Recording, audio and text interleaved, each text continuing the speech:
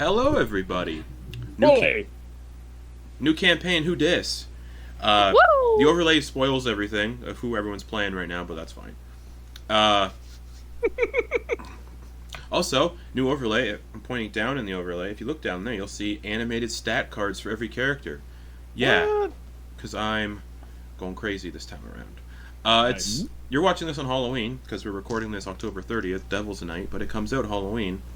A few of us dressed up ish. It's Halloween. Kate, do you got anything you want to tell people before we get going? Well, if you wanted to support the previous party in the Rise of the Arcane, you can check out the funky casuals design that I made, and now it's on my Redbubble. Sorry, it looked like Lex was just throwing up in the corner because he hated it. That's just Lex. Constantly puking. No, but it's a really fun t-shirt. Lex actually has a print of it on a t-shirt. Yeah, you do. So go check it out and support an artist. Yeah, do it. Yeah. Or else. Maybe there might be one for this campaign. It depends on what the party name is. I'm made of wax, Larry. What are you made of? So. Ole! What a movie. Alright. So. I was going to say last we left off, but I don't need to. Because everyone's dead. This campaign takes place 400 years after the last one. Just for context. So everyone's dead. The year is 409 PR, also known as the Post-Restoration. After the Grand Restoration shattered Del Nasra's moon, fragments fell to form. It's just a farming campaign. To form the continent of Lunadare, where we now descend through a fierce blizzard through the shadow-touched wilds, a forest pockmarked by craters and haunted by disappearances within the Koldari expanse. Below, we see a fortified prison wagon as it struggles along a narrow path drawn by a massive, horned, bear-sized boar-like creature called a scoreswine. And the wagon is escorted by 8 worms, elite soldiers of the Rime Dominion. These enforcers act as the continent's military and law, replacing local militias with cold, unquestioning force. Inside, 5 prisoners, arrested for various offenses, are bound, heads covered in sacks, gagged, and collared with special magic-dampening metal collars to suppress any sort of magic, which are also designed to slice into the neck of the wearer if they move around too much. Beaten unconscious during their capture, they drift in and out, bruised and battered from the hands of the worms that escort them.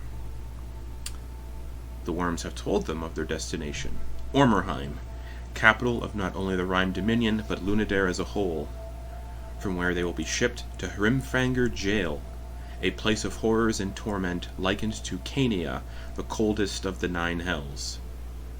There, prisoners endure starvation and severe punishments, from moldy rations to grueling nights in something called the Mill, which leaves them scarred and broken and, in the hopes of the Dominion, ready to serve unwaveringly.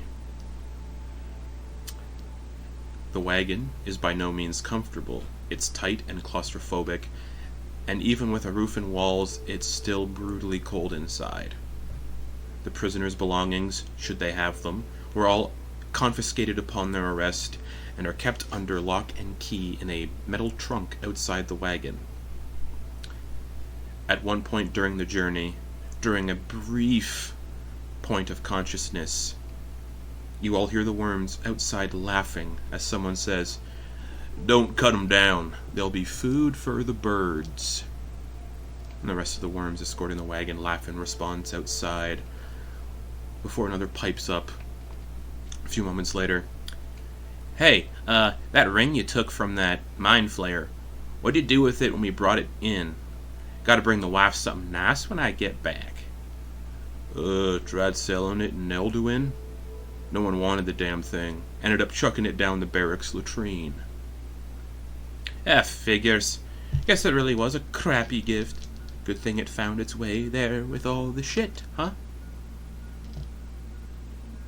And the unconsciousness claims you all once again.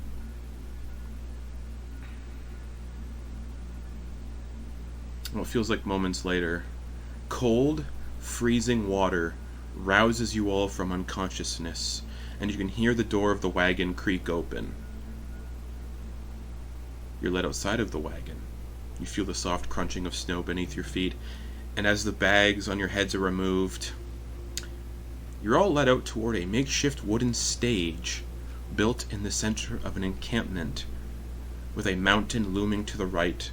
A large wooden fence surrounds this checkpoint outpost, where worms patrol in greater numbers. You can see one more individual up on the stage. It's really fucking loud.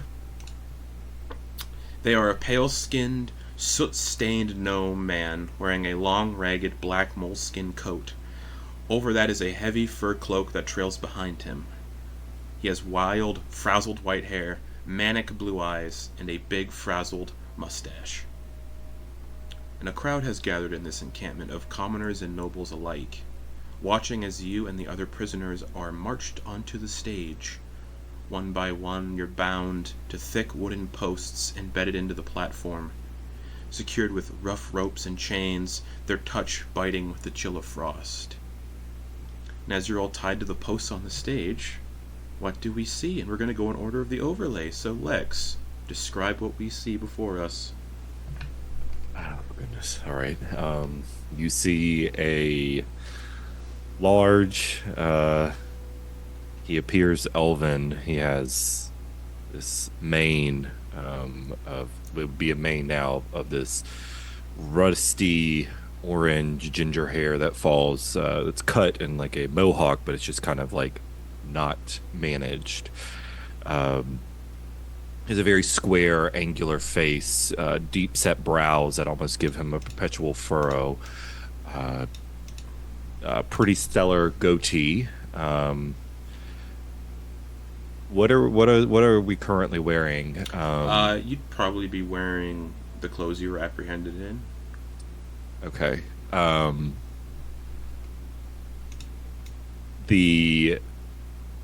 The form is imposing. It's large, standing at a solid. I double check.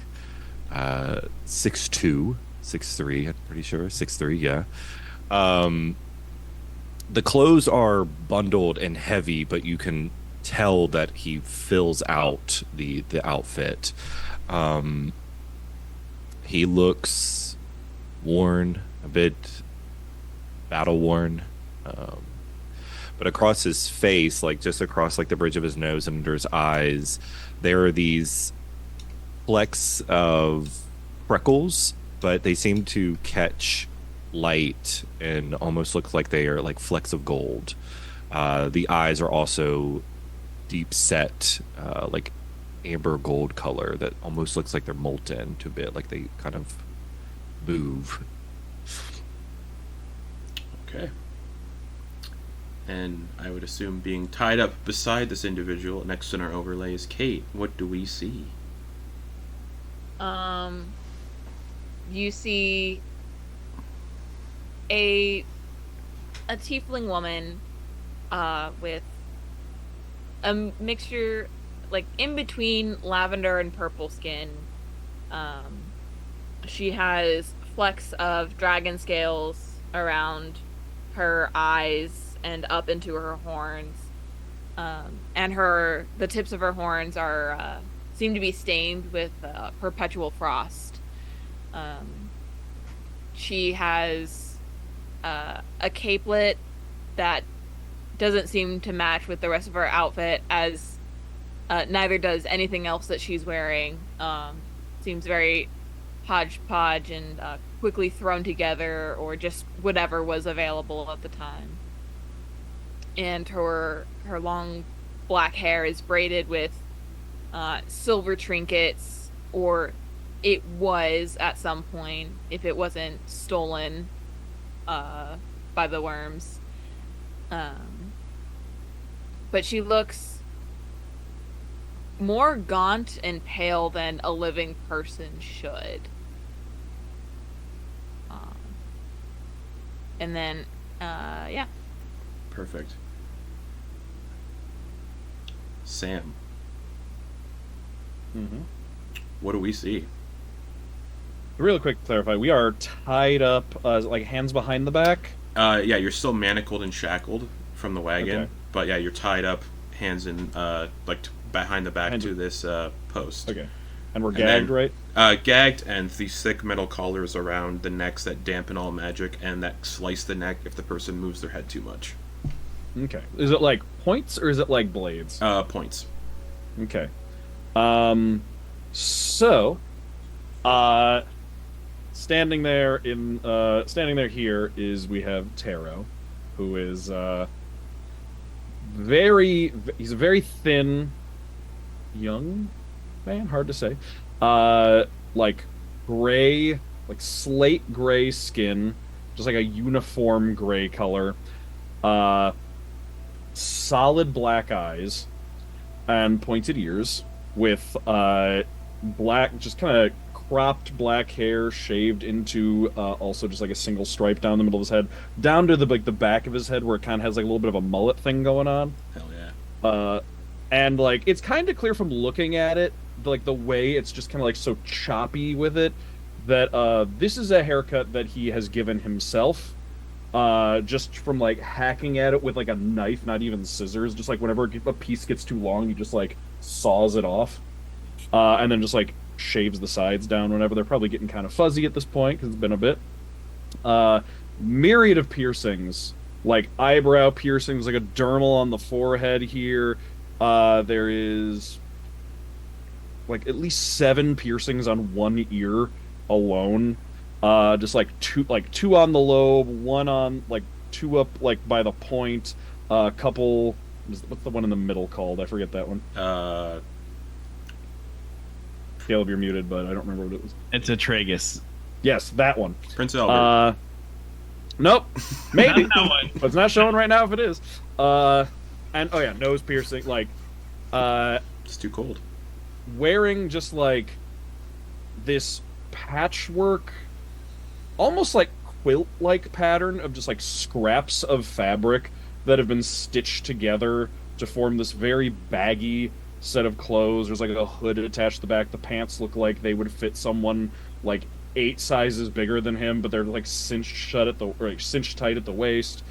And yeah, it like definitely looks like any time there's a hole or something, it's just been patched to the point now that it's just like more patch than original fabric.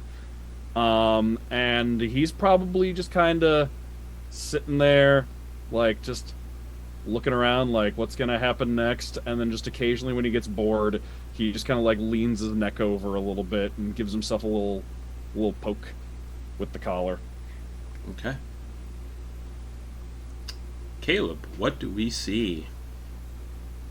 So of the 5 staked up there, you see the shortest member at 5'8", with a red trucker hat on. It's backwards trucker hat. So it's like a mesh thing with like a bill intended to keep the sun out of one's eyes. And matching that red, you see a bright red beak. And like twinkly dark eyes. Well, because one of them is like swollen shut from the beating, and there's also, you can see a really like a fresh chip on the right side, so someone with a left hook and probably a ring that caught the beak just right and added a deeper gouge into the chip on the side of his beak. There's a stained like shirt. It's like a V shirt, but it's like tight, but it's like just covered in like grease, probably some food bits, and that leads down to a coveralls that have been like tied at the hips, green coveralls and work boots They're used, and his wings that you normally see, his hands are bound. But he's also got extra rope that have bound his wings to his back. So he's roped at right about collarbone level, and then again at bicep level, and then hands bound behind his back in a red shirt, kind of slumping down. A little worse for the wear. Like, really not into pain. Okay. Not. He doesn't look like he's much of a fighter. Alrighty. Garrett, what do we see? You see a Mind Flayer wearing pants, something you would never think a Mind Flayer would be wearing. Pants, overalls, and they're beat to shit, for one. Swollen, tentacles swollen, just bruises all over. You would also see that their knuckles are pink, stained red with blood and cuts. You would also see that this guy is dying. He's on his way out, like mauve skin, gold eyes, but the skin of a Mind Flayer requires a membrane, like a liquid. You know, they're slimy, and that's freezing. Like, if you look at him and you pay attention, you can just see the freeze setting in. All right. And I shall clarify, the worms are mostly, they're all humanoids, roughly between 5 and 6 feet tall. They wear silver chainmail with like draconic embellishments all over it, with like leather hauberks over it and furs to keep themselves warm. And they wear helmets that are very draconic-like, like sinister draconic-like. They kind of dress similar to Gary Oldman's Dracula when he's in the dragon armor from that movie, but more silver and less weird looking. From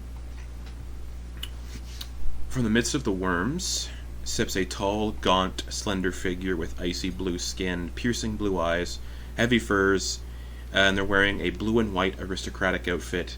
They sport a thin, outward curled white mustache, very pointed chin, and they have a tall, thin, craning neck.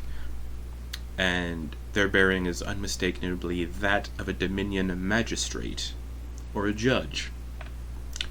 They produce a parchment from within their coat and begin to speak. We are gathered here today to witness the execution of enemies of the Dominion. With Rimfanger jail at capacity, and after careful assessment, it has been determined that these individuals are beyond rehabilitation, and are unfit to serve our glorious empire. As such, they have been sentenced to death, in full view of you, the loyal people of the Crown. And the crowd erupts into roars of excitement, applause, and the odd expletive shouted towards you all, and the gnome, who's also bound on stage with you. Heavy footfalls through the snow and up onto the stage causes the crowd to fall silent as a towering figure just shy of 7 feet tall steps out onto the stage, cloaked in black with a heavy bear fur mantle. Their face is hidden beneath an ominous silver mask shaped like a dragon's skull. This is a Dominion executioner, one of the elite enforcers responsible for carrying out the deaths of those sentenced to death by the Dominion. Strapped to their back is a large barrel sloshing with liquid, and set at their side is a serrated silver knife. Worms in the crowd begin handing out buckets to the crowd members as the executioner takes the stage for an execution that is well known across the continent, known as splashing. The magistrate's voice continues. Sentenced here today is a true enemy of the Crown, Homer Fizzlecane, 437, for crimes including vigilantism, vandalism, and destruction of Dominion property, assault with deadly intent on a Dominion official, resisting arrest, illegal surveillance, trespassing, unlawful detainment, impersonating a Dominion official, and suspected involvement with the Rime's End Vanguard. The crowd responds with a chorus of angry jeers, shouting curses at the gnome. Chunks of ice and rocks picked up from the ground are thrown at the gnome, his swollen lip, evidence of a recent blow. The executioner takes 2 heavy steps towards the gnome, produces a hose from the contraption on his back, and begins spraying the gnome with a jet of freezing cold water. The liquid instantly turns to ice upon his skin, and his agonizing screams, mixed with the laughter and cheers of the crowd, fill the air as his body begins to freeze. And the executioner continues relentlessly. And over the gnome's cries, the magistrate continues. The rest of these criminals are worth nothing. Their names deserve no remembrance. These individuals are a threat to your livelihoods. Every breath they take endangers you and all who are faithful to this beloved continent. Tell me, what do you, the people, wish for them? And the crowd erupts in a single unified roar, a deafening call for death. Their chants of execution grow louder and louder, only occasionally broken by the noises coming from the gnome. The people have spoken! Fill your buckets and finish what has begun. End the lives of those who would see your world brought to ruin. And the crowd forms a line, stepping onto the stage one by one. The executioner pauses their work on the gnome to allow people to fill their buckets from the contraption on his back, and the crowd douses each of you in cold water that instantly freezes to your skin. It's like 1,000 small knives stabbing into your skin at once. And for the first rolls of the campaign, I would like everyone to make Constitution saving throws. If you have cold resistance, you have advantage. Okay. Oh my god. Do I yet? I don't think I do yet. Okay. Anyone who gets a 9 or lower gets a level of exhaustion. Oof. Fuck. Sumaji. Oof. Oh no. That's a natural wood. You have a level of exhaustion as you begin Oof. to freeze to death. Samira. 19. You resist the cold, but it is brutal. Tero. 17. You're holding on, but it sucks. Mm-hmm. Lyle, what'd you get? Yeah, 22. Woo, shit! Woo, shit! I would assume that is internal because you are all still gagged. And then Abraham. Natural 1. Level of exhaustion. Not 2 natural ones. Holy fuck. 2 nat ones for the first roll First of the roll. campaign. That doesn't bode That's how we well. started off, Garrett. As this slow, agonizing execution drags on, you notice the gnome shift his gaze towards someone in the crowd, giving them a subtle nod and a nearly toothless smile. The magistrate, executioner, and the bloodthirsty audience are too engrossed in their enjoyment to notice as a figure quietly slips away. And mere moments later, a deep rumble echoes from the nearby mountain. Kind of what sounds like a small explosion. The ground shakes, and all of your eyes catch sight of a massive wave of snow barreling down towards the encampment, the unmistakable sight of an avalanche. The crowd's chants falter as panic sets in. The gnome seizes the moment, breaking free from his frozen chains and lunging towards the executioner, delivering a powerful headbutt to the groin that sends him flying off the stage. The magistrate, eyes wide with fear, leaps down and rushes towards the stables of the encampment with a handful of worms scrambling to protect him, racing towards a couple of large, shaggy, white horses. And the crowd, as immense as it is, surges towards the exits in chaos, but the narrow pathways quickly clog with people, trapping them and preventing escape. The gnome pauses for a moment, glancing at you all. Ah! And he quickly moves over and begins unfastening all of your restraints, removes all of your gags, before his resigned expression turns into one of insanity. "Let's fuck him up!" he screams, pulling a strange flask from somewhere unmentionable. Just, "Ugh!" and douses it on all of your magic dampening collars, causing them to dissolve and break away into sharp fragments across the stage. A few worms in the crowd, who aren't busy escorting the magistrate, draw their weapons and begin advancing towards the stage, ready to stop your escape. You all know, if you have belongings that were confiscated, are in an iron-bound, locked trunk at the back of the wagon you came in on. And as the worms begin their advance, with panic in the air, the avalanche is also approaching, faster and faster. Before we begin, let's roll initiative. Oh boy. As we're doing a Oh. combat almost immediately. Oh boy. Initiative is technically an ability check, right? Yeah. Fuck. Oh no. Fuck. Oh wait. Yeah, we roll at disadvantage. Uh-huh. Hey, I still rolled okay.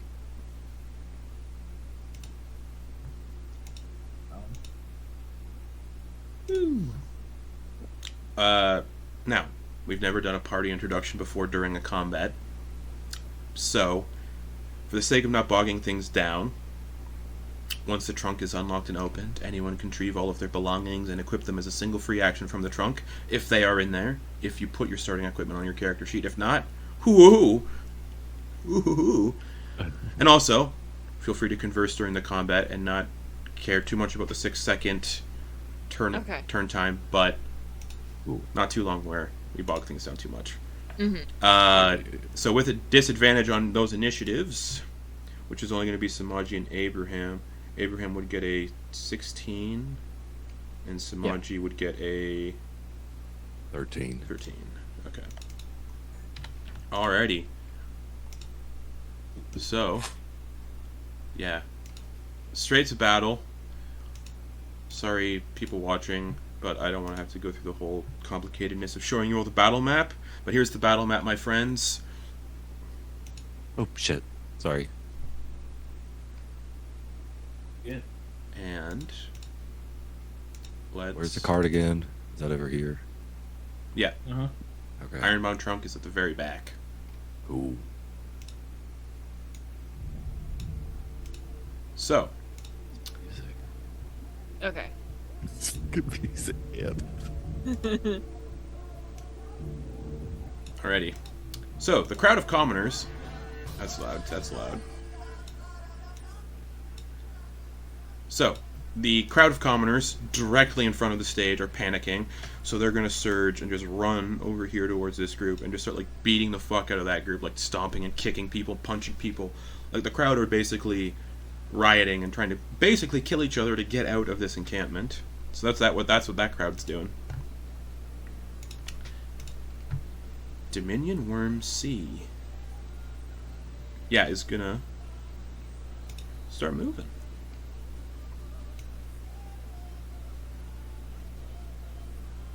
Yeah, you know what? Yeah, he's just gonna... This one guy's just gonna come up onto the stage because you all haven't really done anything yet.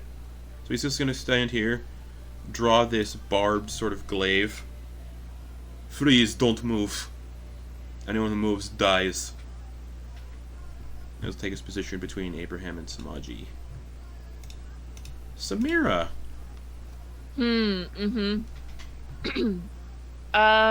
Again, feel free to converse with everyone in the group. We're doing it's kind of a free flow in combat here for a sec. Okay, cool. Would I, with the, with shape water, would I be able to manipulate snow, or does it have to be in the liquid state? It has to be in a first? liquid state. Okay, great. Then I'm going to, I gotta pull up the kill tracker for this campaign. yeah. Is the Scoreswine does he look like he's violent? You would know that Or is he they're- just pulling the... You would know scoreswine are incredibly stubborn and difficult to tame and are generally violent. Okay. But that's where our equipment is in that wagon? At the very back, outside. Yeah, Okay, I think, cool. if I remember correctly, it sounded like they put all our stuff in the back of that pointy pig. Alright. Let's hope I remember how to do this. Like, And I'm going it's to right back cast... here. This is where. This is where Okay, everything yeah, I is. see. I'm gonna cast Chaos Bolt. At first level. Spellcasting focus. I don't need material components for it. Oh, okay, all right. Just He's- Uh, Yeah, if it you don't have, is if you don't have your verbal spell, and somatic. okay. if you don't have spellcasting components, it's going to be difficult. Yep. Yeah, so I'm gonna cast Chaos Bolt at Worm A. Yeah, go for it. Walk softly and carry a No big way! pal- Natural 20! So as soon as Start. this amazing. clearly mad, manic gnome frees you from your restraints, you immediately chaos bolt towards the worm. Now, chaos bolt's a little funky. You got to roll a couple dice to see what you actually get from it. Yes. Do you want me to roll in person just for the d8s? Or for the whole spell? Just because it's funky. For everything. For everything? Okay. Then a d6. Okay. The 7 and a 2. It could be... I'm gonna do psychic damage for this. So it's 9, 13, double to 26 psychic damage. Yeah, how do you kill that worm? Because I assume you're not doing this non-lethally. Probably not. I think I'm just gonna say, I think because of the chaos of Chaos Bolt, I don't think I know exactly what I'm doing Sure. when I'm casting this, and so I'm just like, ha, ha, and just trying something, and then this guy's head explodes. I'm like, sorry, and then I just run and jump off the platform down to like here All right. towards the carriage. Yeah, his head just like pops like a melon. I'm real sorry. So, I he's- didn't he's think sta- it would work that well. He staggers around in the snow a little bit, blood just like spurting and squirting everywhere, and he just collapses. Oh, dang! And the avalanche is coming from the right, towards the mountain. That one was an accident. I meant to just put him to sleep. It didn't work. Oh, shit! Well, he's sleeping all right. Shut up, G. You brought a lullaby.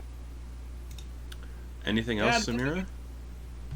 No, I will end. You know, no, I'm gonna end my turn there. Okay. Dominion Worm D is, yeah, he's holding his action to dash once the Magistrate moves, because they are scattering the Magistrate out of here. That'll bring us to Abraham. The one next to him was like, "Don't move," right? Yeah. Something like that. He's gonna give him the finger, say, "Eat my ass, you button guy," and just lays into him with some rockin' fists and just leans into him with his face and tentacles and fists and is just flailing. Yeah, go for it.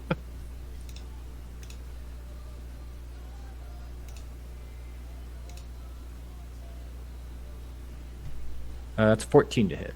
14 misses, just ding, ding, off the armor, not really making Yeah. any like purchase. Just flailing. Anything else? No, I got nothing else. Alright. That's what he does. The gnome, just like he's like wildly grinning. No, hardly has like 3 teeth total, and just screaming. And he's gonna jump off the stage and just start biting the executioner's neck, just like ah! Kill him! Kill them all! Yeah. Oh, fuck. 7 to hit with advantage because he's prone. Well, loses a couple teeth trying to bite through the armor. Dang. Oh, fuck. Okay, this is going to require something a little else. And he pulls open his shirt, just revealing this, like, pelt of white hair. And he starts, like, taking the blood from his lip and is, like, drawing something on his chest. No. Ew. Like, on his own chest. Sumaji. Yeah. You're free. This worm steps up, says, "Don't fucking move." Basically, you see the mind flayer behind you on the other post. Starts like trying to punch this thing and just hitting the armor, not really making much progress there. Sure. All right. Seems like you got him. Fuck. What to do? All right, he's gonna join in. All right, you hold him steady, and he's gonna try to go underneath and come up, like try to hit the bottom of this dude's jaw. Yeah, go for it. Let's see. God damn it! That's a 10. He's kind of like leans his head back. He's like getting pummeled by the mind flayer. He sees you kind of approach from the side and kind of just moves his head out of the way, so your punch just goes wide. Well, all right. He's gonna like shift around this way. Okay. Dominion Worm B is gonna rush over and just go, "Get off!" and is gonna, attack the fucking gnome with the barbed spear, who's like trying to bite into his buddy's neck. 18 to hit, which will hit the gnome. So the gnome's like just trying to get through this armor, and he just takes a spear and he stabs the gnome through the back of the knee. Just, and the gnome takes. Yep, the gnome takes.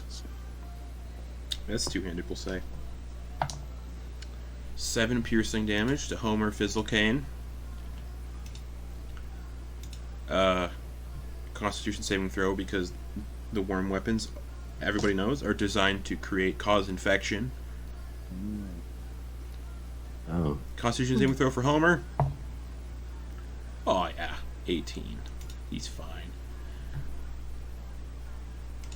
Dominion Worm A will also be holding. Where are they? They're dead. Oh yeah, they died. Well, cool beans. That makes life easier. The avalanche barrels closer and closer. Looks like it moves about 300 feet every 6 seconds. Just so barreling down the mountain. No real idea when it's gonna hit, but you know, it's coming. So, yeah, okay. It looks like that glimpse is about probably 800 feet away. Wait, but it goes 300 feet around? Yeah, And it's 100 feet away. 800 feet away. Oh, 8. I thought you said 100 feet away. Yeah, from what just happened, it's now 800 feet away. Okay. Dominion Worm like E, they're also going to hold their action to escort the Magistrate, bringing us to Tero. Okay. Where was a Worm A that Samira killed? Roughly like right beside where they're standing, kind of Right almost. here. Yeah. Right there. Perfect. 1, 2, 3. Just looking at them and their belts. Does it appear that they have a dagger just as part of their kit? They have their barbed spears, but you could easily just break the tip off and use the tip as a dagger if you wanted to. Okay, I didn't know they had like a sidearm. Also, like if you wanted, the collar that broke and shattered into small little sharp pieces, you could probably pick one of those pieces up and use it as like a makeshift shiv too. Would it count as proficiency? Yeah. Would it be used dexterity? Yeah. Perfect. Okay, then I'll do that. Yeah, I'll just take I'll just pick up one of the shards of collar, and then with a ear-to-ear grin on his face, he's gonna just 1, 2, 3, 4, just kind of like steps his way past Worm B, and on his way past, he's just gonna like go for the throat. Yeah, go for it. With an attack roll. Does it do the damage of like a dagger? Yeah. Okay, let me just add that real quick. So basically, you just got like a makeshift little shiv here from the magic dampening collar. So it's like it's like a jagged piece of metal. So like it does cut the hand up a little bit when you use it, but it's also got like these little spikes on the inside too. Okay. So it's kind of like Alright. toothed thing almost. That was almost a 19. Instead, it's a 9. Just tink. What? It just kind of hits the armor, but doesn't like penetrate through the Chainmail. All right. I should have gone for the Level prone one. Oh well. Hello. Oh, fuck! Well, this is awkward. That was supposed to go in your neck. I'm so sorry. I Fuck! love him. He's delightful. Sure. Alright, Commoner Group B are just, like, banging against the gate, but there's so many of them that they can't get, like, any leverage and move through. That'll bring us to Lyle. Oh shoot, man! I'm gonna get our shit, man. Gotta get our shit. Your wings also would have been untied, too, by the gnome.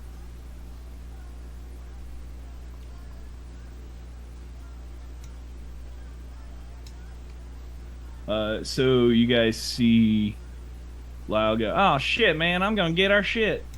You see him run up and put, like, spring up, grab the top of the stake in front of him, put his legs on, and then streak across the yard. I'm gonna go free our shit from that pointy pig. Just you see him rush. I'm forgetting the D&D word for it. Dash. Dash, guys, it's right there. Yeah, Rush. I'm a rush. Rush! I'm a rush! Rush action. I'm gonna rush across. You see him fly. You see his wings pop out, and they're like shortish wings, but they're like stubby, but like fucking. You see him pop out. You see him like hitch in and just. He just catches a lot of air. Just hits it perfect. Just. Hell yeah. Like, Nice. just flying across the sky. You see him, it's like, oh man, just woo. Alrighty. As he does that, and he says, "I'm gonna go free our ship from that pointy pig." Tero just watches him go and just goes, "Oh, did you all have things? Oh, I didn't bring anything. I didn't know I was supposed to."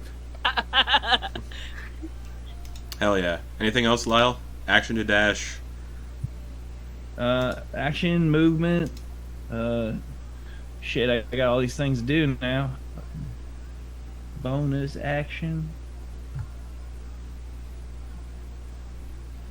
No, man, that's all I got. Alrighty. No, just going free our shit. As a response to Tero, Samira's gonna say, "The invitation said BYOS. Bring your own shit." I thought that stood for toss it in a river while you're being arrested. Also, I'm not very good with acronyms. I will say this is all the first time you're all interacting with each other. Mm-hmm. Fucking weirdo. By the way, my name is Tero. Lovely to meet you. Samira. Alrighty. Dominion and Worm F also holding their action to escort the magistrate, who they really want to get out of here. Commoner C, yeah, they're going to keep trying to, like, break down the gate, but, you know, too many people. The magistrate is just screaming his head off. I must get out of here. I have to warn the Dominion that prisoners are escaping. It's a coup. It's a coup. It's the Vanguard. They're assassins. Assassins. And he's going to run towards the stable. 5, 10, 15, 20, 25, 30. He's going to dash to get right there. And the worms that were holding their actions will follow.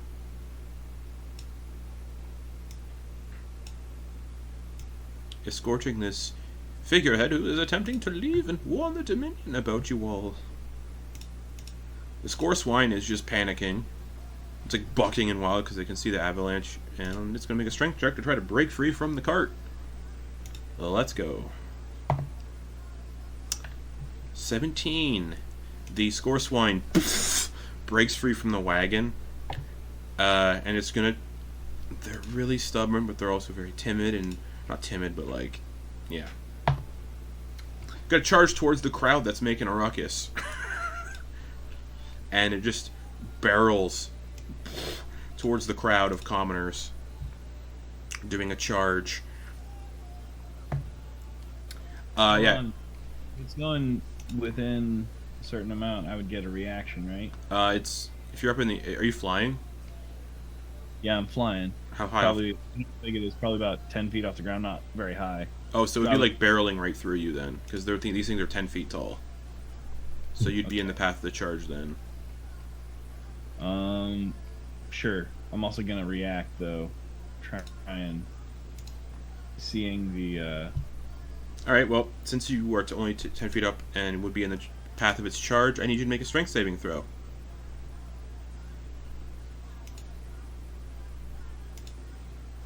12. You are knocked prone out of the air. Okay. Well, I also want to So you fall make your. into the snow, and you take 4 bludgeoning damage from the fall. And this thing is... You still get your reaction, but it is charging towards the crowd of commoners in a panic. I'm gonna attack it. Alright.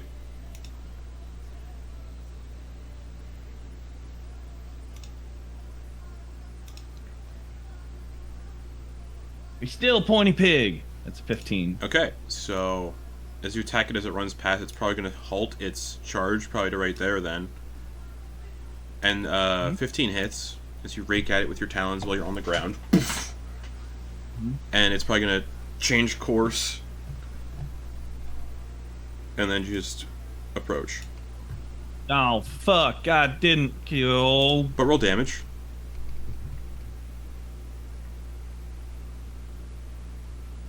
One. Alright. So it's just gonna try to Little help it's gonna try to gore you with its tusks while you're on the ground. again. Well, that was the It's part not of it. gonna- It didn't do any damage with the charge because it ran through your space and it knocked you prone from the charge. But because you hit it and hurt it, it's gonna turn around and attack the thing that just hurt it. All right. Does Didn't a No, it wants to. dirty 20 hit? What you fucking think, man? So it's just like goring you with its tusks on the ground. These are fucking coveralls, man. You take 6 slashing damage from the tusks. Ooh. No, they're called coveralls, but they don't cover all. So just like it's goring. You guys see this little Aarakocra man, or not? Aarakocra puffin man, fly over to the wagon, attack this, get charged out of this guy, fall to the ground. This thing turns around and starts like goring him on the ground. All right. The avalanche moves 300 feet closer. It is now 500 feet away. Just barreling down from the,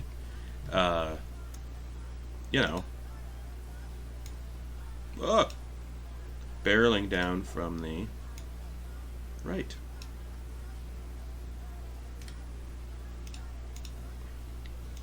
Alrighty. Yeah, the commoners are just trying to break through the gates. Dominion Worm C. Yeah, fuck's he gonna attack? Looks at the Mind Flayer. Looks back at Sumaji. He knows what people know what Mind Flayers can do to people. But then there's just a dude behind him. Okay. He's gonna pivot and go to stab Sumaji with the spear.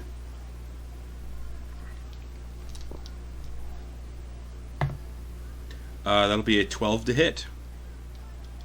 It does not hit. So Jack goes to try to stab you with the spear, and I catch it and like deflect it and push it away. hell yeah. Samira. After just seeing my brother nearly get stabbed, like breath of relief, and then I'm gonna run forward towards Lyle, who just called for help. All right, let's try this again. And I'm gonna cast another Chaos Bolt at the swine. Go for it. Ooh, 13 to hit. 13 misses. Damn. Or sorry, no, it hits. I was thinking of something else. Oh, sick. Okay. So it's gonna be 2d8 plus a d6. It's gonna be. I'm going to do poison damage, and that's going to be 13, 18 poison damage. 5, Okay. 6, 7. Okay. Yeah. So as you 18 hit, poison you damage. hit it with this chaos bolt, and it causes this puff of green smoke, and it starts like retching, and then it's just going to turn its attention in the direction where that came from, and then like lower its head in your direction, and it starts to like stamp. It starts to stamp in the snow like it's getting ready to charge Samira now. That was my action. I'm going, because I only moved 10 feet. I think I wouldn't be able to try to dodge out of the way on my reaction, would I? No. No? Okay.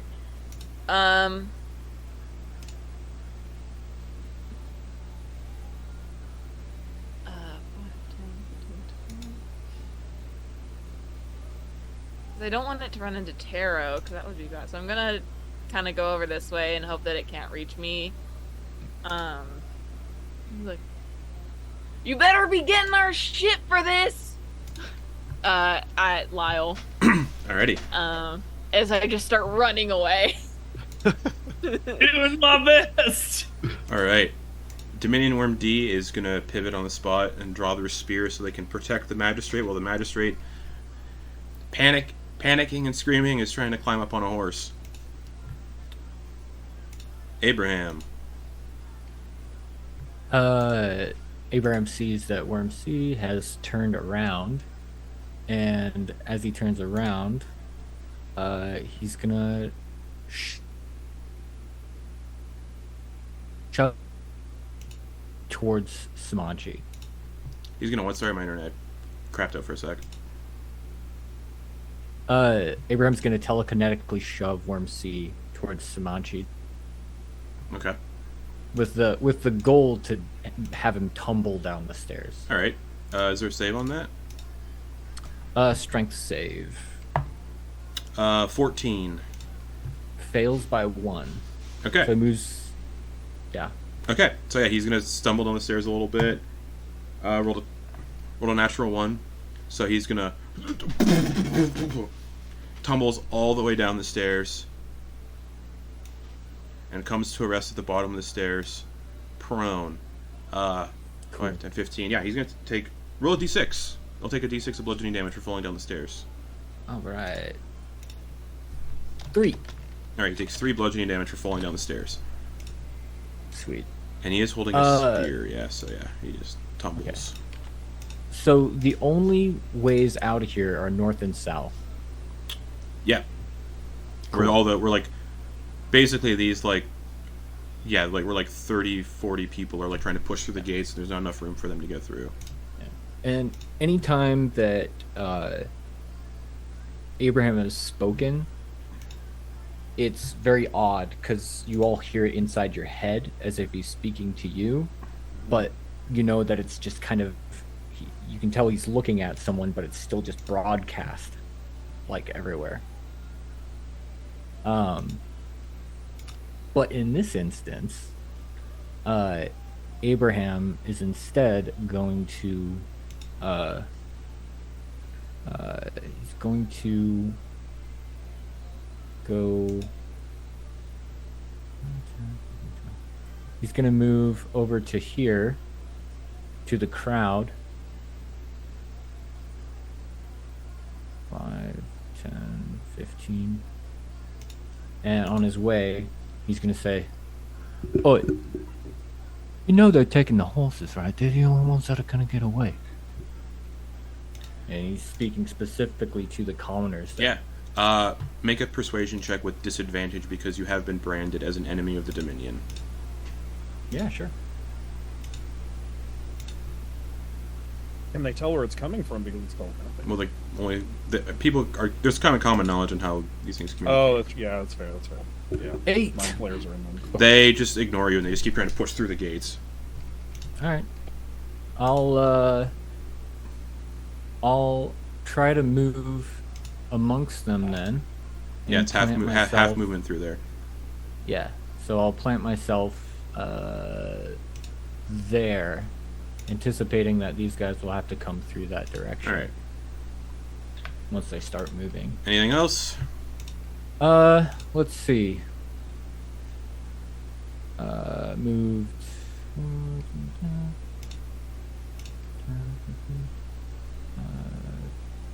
think I'll move there.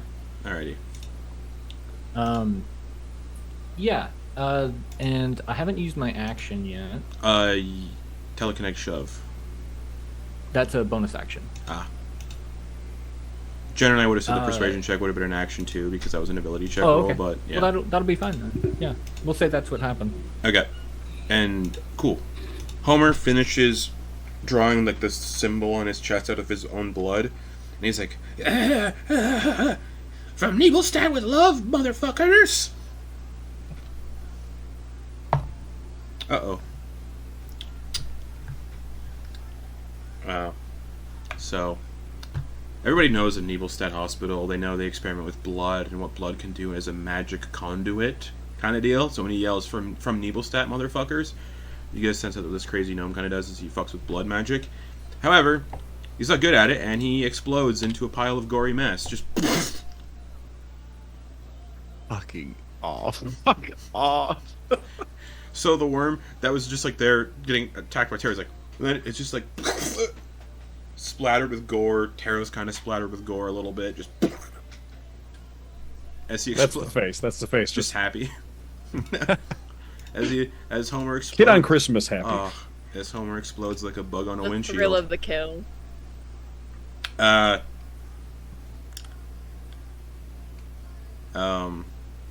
Yeah, I should have thought about that. When he explodes, a little letter, like a part sealed like envelope, kind of just like flutters through the air, covered in crimson, and kind of lands in the snow. And you can see the seal of the Vanguard is like stamped it closed. Guess he was going to tell you guys about it, but then he died. So, Sumaji. Oh, whoops. All right. So he's gonna walk back up the stage, seeing that Tero used that. That's a pretty good idea. He's gonna swipe down and pick up his broken collar. Sure. Is that It's a dagger? It's a Is that dagger, what we're yeah. using? Okay. Gonna pick that up, and he's gonna. So 5, 10, 15, 20, and he's gonna have a slow walk, and as he does, he removes one of his gloves and he tosses it as he stabs the tip of the one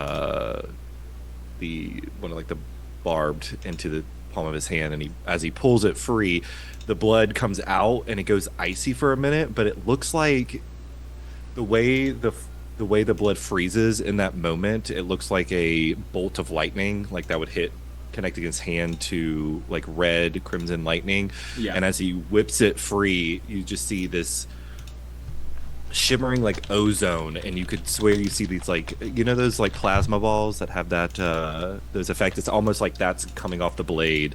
I'm gonna activate my Rite of the Storm. Hell yeah. So as you like do that and Fuck, of course I take max fucking damage. and start making your way down to the worm on the ground, he's like, he fell down the stairs. He looks pretty hurt. He's like, hold on. No. And he's gonna step. I know he's gonna put where to get a really cool, expensive looking ring. You could sell it for money. I threw it in a latrine back in Elduin. As he says Elduin, the boot goes to the throat to try to shut him up, and he's going to just bring the dagger straight down to try to pierce through the. Nobody likes mind flayers. Just sell the ring. Jesus. For 19 to hit. Oh, absolutely. Okay. And yeah, so Hey, he screw you! I like mind flayers. And then He takes- Yeah, Abraham, you'd hear this guy trying to like bargain for his life. It was mention a mind flayer. 8 poison damage, not poison, 8 piercing damage, Yeah. and 1 lightning damage. How do you kill this worm? Oh yeah, he's talking, and I'll say he goes to slam it down, and as he does, he's really quick. He's done this before. He's probably killed a worm before. He rips the mask up to look at the guy's face, and he just a halfling breaks. with a halfling with really bad acne and like big old mutton Perfect. chops. He stabs straight in the center of the forehead, but he hits, the impact is so hard from the slam. There's a audible crack as he buckles in this dude's forehead, and there's like lightning just burns, like almost like a lightning scar across the face. I can't do anything with it, but I wanted to so bad. All right, so that was 5, 10, 15, 20. Fuck. Abraham's running into the crowd. Lyle's on the ground. Tero's just splattered with gore and like entrails from the gnome when he exploded. He'll go 25, 30, and just Cackling like a maniac. he's gonna run pretty much up that and just jump on the ground. And his focus is toward Tero and Worm B. Cool. That's my go. Worm B, splattered with gore. We'll say he has the blinded condition because it got in his eyes, like through his helmet. He's like, fuck. He's gonna swing wildly with his spear and try to stab Tero. With disadvantage, that's a 5 to hit. Nope. Just leans back. Alrighty. Oh, almost got me. Almost very close. Nope, not quite. Stand still, assassin! Why would I do that? Tell you what, I'll stand still if you stand still. Deal? No, Well, cretin. The avalanche but moves. first of all, it's pronounced Cretan, so if you're going to insult me, then do it properly. He tries to go like to punch you, and he just misses wildly because he's blind from blood in his eyes, which is really bad for you. The avalanche moves another 300 feet closer, so it's only 200 feet away. It's like pushing trees out of the way, and it's knocking trees out of the way. I've only gone once since the avalanche moved twice. Yeah, it moves twice per. Oh, it round. moves twice per Yeah. round. Oh, okay, I see. Oh, good to know. Yeah, as per the Icewind Dale rules, avalanches move on 2 initiative counts. Fun. That'll bring us to Dominion Worm E, who, yeah, he sees he's like fuck, the magistrate sucks. He's gonna try to help push the magistrate up onto the horse because the magistrate keeps like slipping and like in a panic. But the magistrate is up on the horse now. Worm E is helping him up. Tero. You have so much blood on you. I would like to add to it. And he's gonna try and attack again with advantage because he's blind. Yeah, absolutely. Let's go. Wow, a 5 and a 3, so an 11 total. Oh no! He just gets like, yeah, you just go stab him and he gets caught in the chains for a second because of the teeth on the dagger, and you get to like, it just gets stuck. You're being very uncooperative about this. I don't know why you have to be so difficult. I'm not gonna let you Alright, fucking that's my turn. stab me.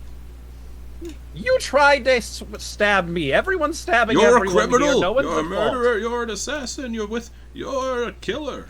You're a criminal. Criminals must die. Surely you've killed people too. Let's not throw stones at glass houses or whatever the phrase is. That's how I always heard it. The commoner bee crowd, seeing the mind flayer pushing through them, the criminal of the Dominion. Mm-hmm. Let's see what they do. One person in the crowd is gonna like look around and go to try to punch you in the forehead. Natural 1. Okay. Their punch connects with your forehead, but it doesn't really do anything. It's just. He's not gonna say anything. He's Alrighty. gonna look at him.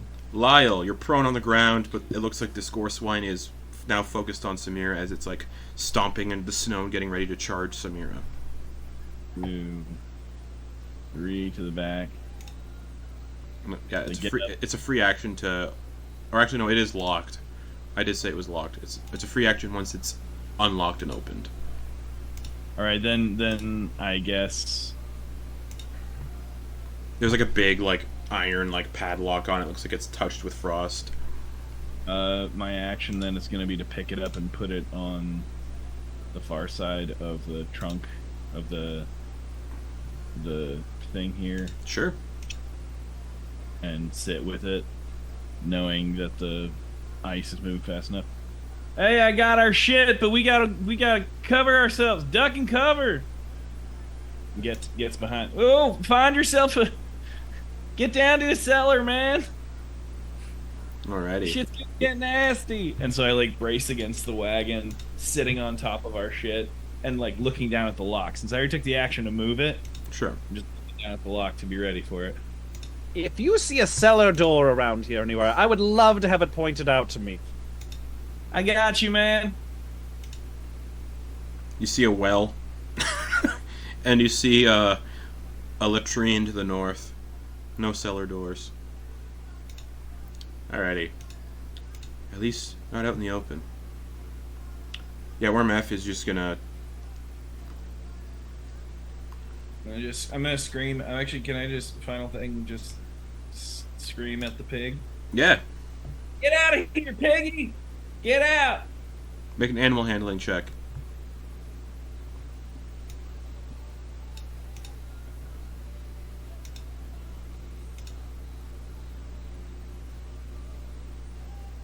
The 21. 21. It seems startled at the snow and everything happening, and it's going to pivot direction, and it's going to get ready to charge through the fence that's near you. Okay. Yeah, Dominion Worm F is going to make a perception check to see if he can spot, just to get a sense of what's the fuck's going on, because there's a lot going on. He's looking around, trying to see what's going on. Doesn't see Abraham in the attacking crowd, but can't find Abraham with his perception check, so he doesn't know Abraham's in the process of escaping. Otherwise, he'd go after Abraham. So he's going to stay there with Spirit the Ready, just protecting the Magistrate. Crowd C, yeah, there's still beating down on the gate, not really doing much damage to it because it is heavily reinforced. But the Magistrate did get on a horse. So the Magistrate is escaping, essentially, on a horse. But he can't move the horse. He's just slap the horse on the ass. Animal handling check. Get going, you stupid beast! And with an animal handling check of 2, it bucks him off the horse, and the Magistrate lands in the hay behind the horse. And then riding horse A, getting spooked from all of this chaos, getting slapped on the ass, is then gonna charge forward and just barrel through Worm D. And while it's barreling through Worm D, doesn't hurt him, but kind of pushes him out of the way, and the horse is charging through Abraham. As you're in the crowd kind of pushing through, you do hear like galloping, like getting closer and closer behind you, and you can look back and you can see a horse barreling down upon you from behind in a panic. Coming straight for you. Not in it with any ill intent, because, you know, it's just a horse. Oi, yo. There's your horse. It's charging at the crowd. The crowd's panicking. The Scoreswine is gonna break through the fence and just keep charging into the forest. The Scoreswine is effectively out of combat. And there's a massive hole in the fence over here now. We'll say roughly a 10-foot wide hole in the fence right here. Okay, right on. The Dominion Executioner, who I forgot to add to the initiative count. Half movement to stand up. And is going to step 1, 2 towards Tero. Draw the serrated knife from his side, which is like this curved kind of like karambit knife almost. I want that. Take it. And it's going to go to like basically stab you in the neck with it.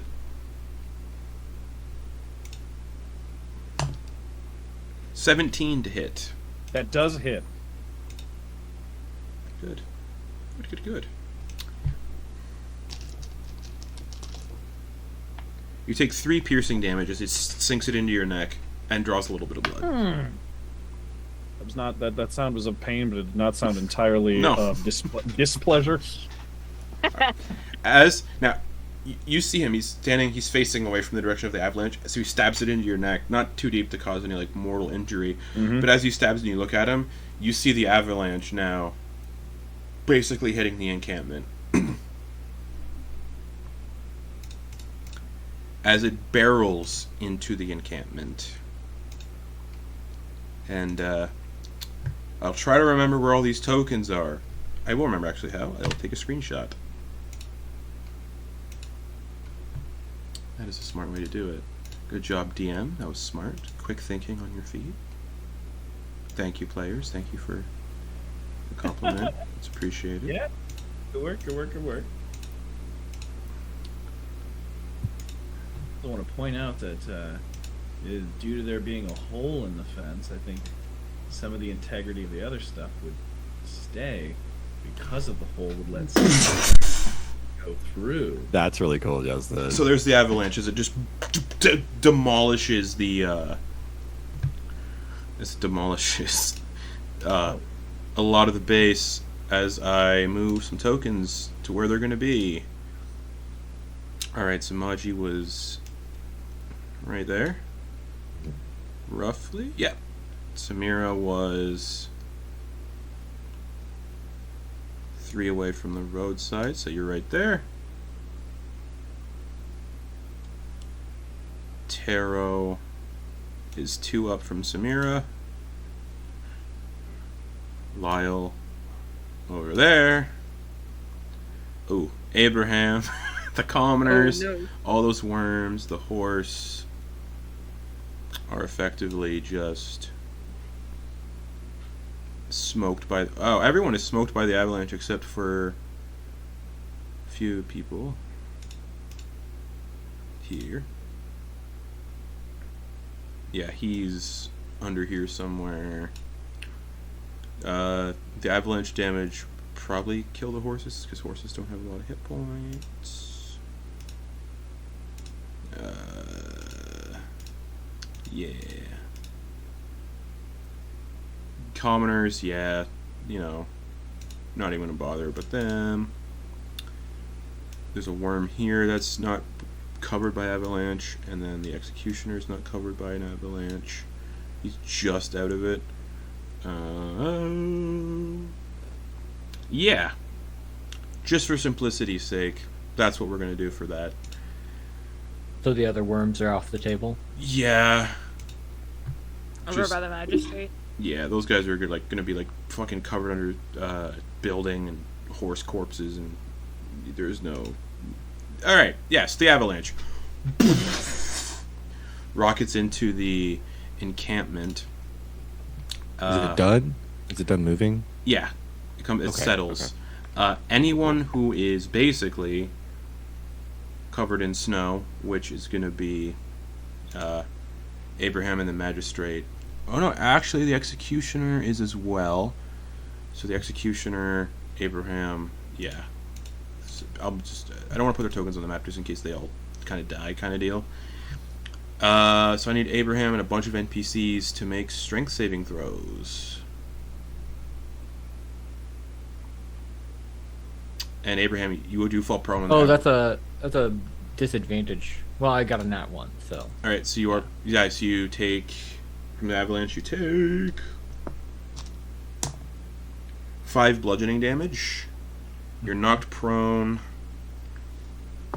Yeah, I imagine I'm just pancaked with a bunch of other people. a bunch of dead people.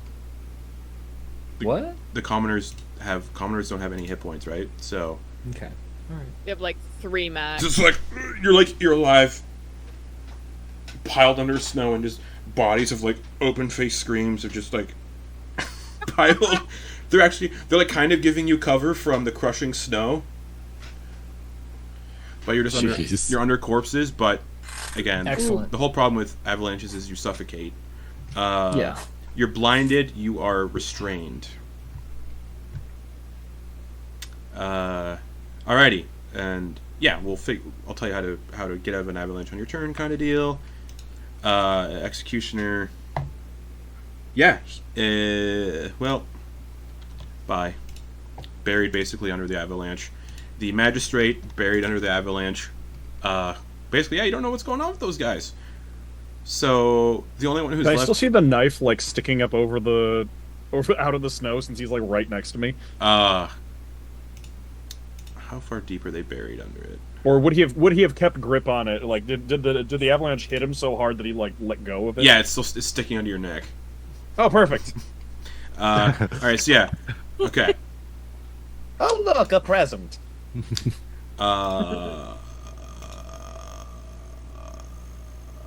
Yeah. Samira. You just saw Okay. this avalanche come rocketing down. There's a 10-foot gap in the fence, kind of right in front of the wagon. Everyone's kind of gone. Abraham, you can't see Abraham. Just to make it easier, I will say his... You know where he was standing in the crowd when the avalanche consumed the crowd. Okay. But you're standing here. There's one worm left, and he's just looking around with like, I'm gonna shout to Sumaji. Sumaji, where'd your friend go? As I'm like retreating from this 30 feet. And I think to help out Tero, because he doesn't look like he's having a good time over there. I'm gonna cast Frostbite. I need the worm to make a saving throw. what kind? Sorry. Constitution saving throw, DC 14. That'll be a 7. That's a fail. It takes 1d6 cold damage, and it has disadvantage on its next attack roll. Okay. Next weapon attack roll. Cool. That's 2 frost damage. Sounds good. So yeah, you throw a frostbite at him. He looks like he's gonna try to run away. Anything else? No, I think that's it. Yeah, he is gonna disengage. 5, 10, 15, 20, 25, 30. Oh no, disengage was an action. Yeah, he's like running away. God, I warn Dominion officials. Abraham, you are buried under corpses and snow. What? Full of just the food supply is abundant. As an action, you can attempt to break yourself free if you would like. Sure. I'm just gonna say telepathically. Oh, you rotters! Get me out of here! And then I need you to make an athletics check. Yeah. And he's gonna try and get out of there. With disadvantage.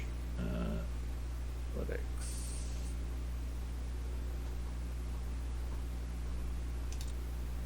11. 11.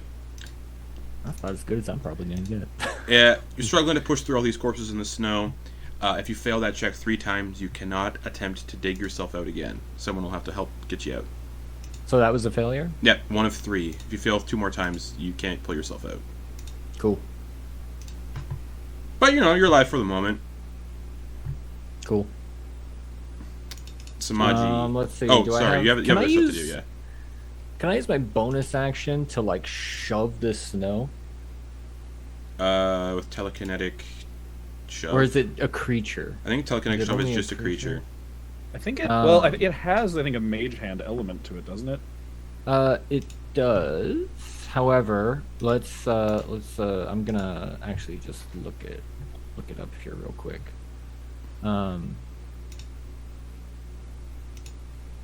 Yeah, it has to be a creature Yeah. because it's a saving throw type thing. So Yeah, so you can't do that to push the snow.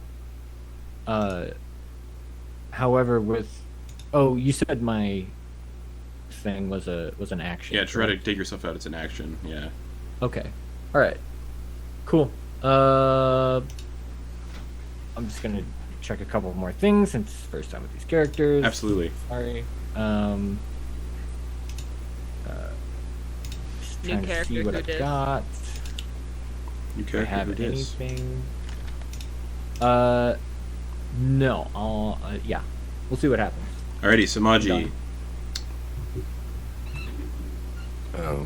Tero, you want this one or you got this? Oh, yes, please. All right. He's gonna look to Samara. Don't let him miss. 5, 10, 15, 20, 25, 30. Gonna go there and is going to just so Samaji's outfit is like obviously some like heavy cold gear. He has like these thick furs. He looks like what you would imagine like a from the north type of individual. These just thick furs, but on his knees he has obviously like there are these like metal plates, almost like metal guards, but they have these hooks.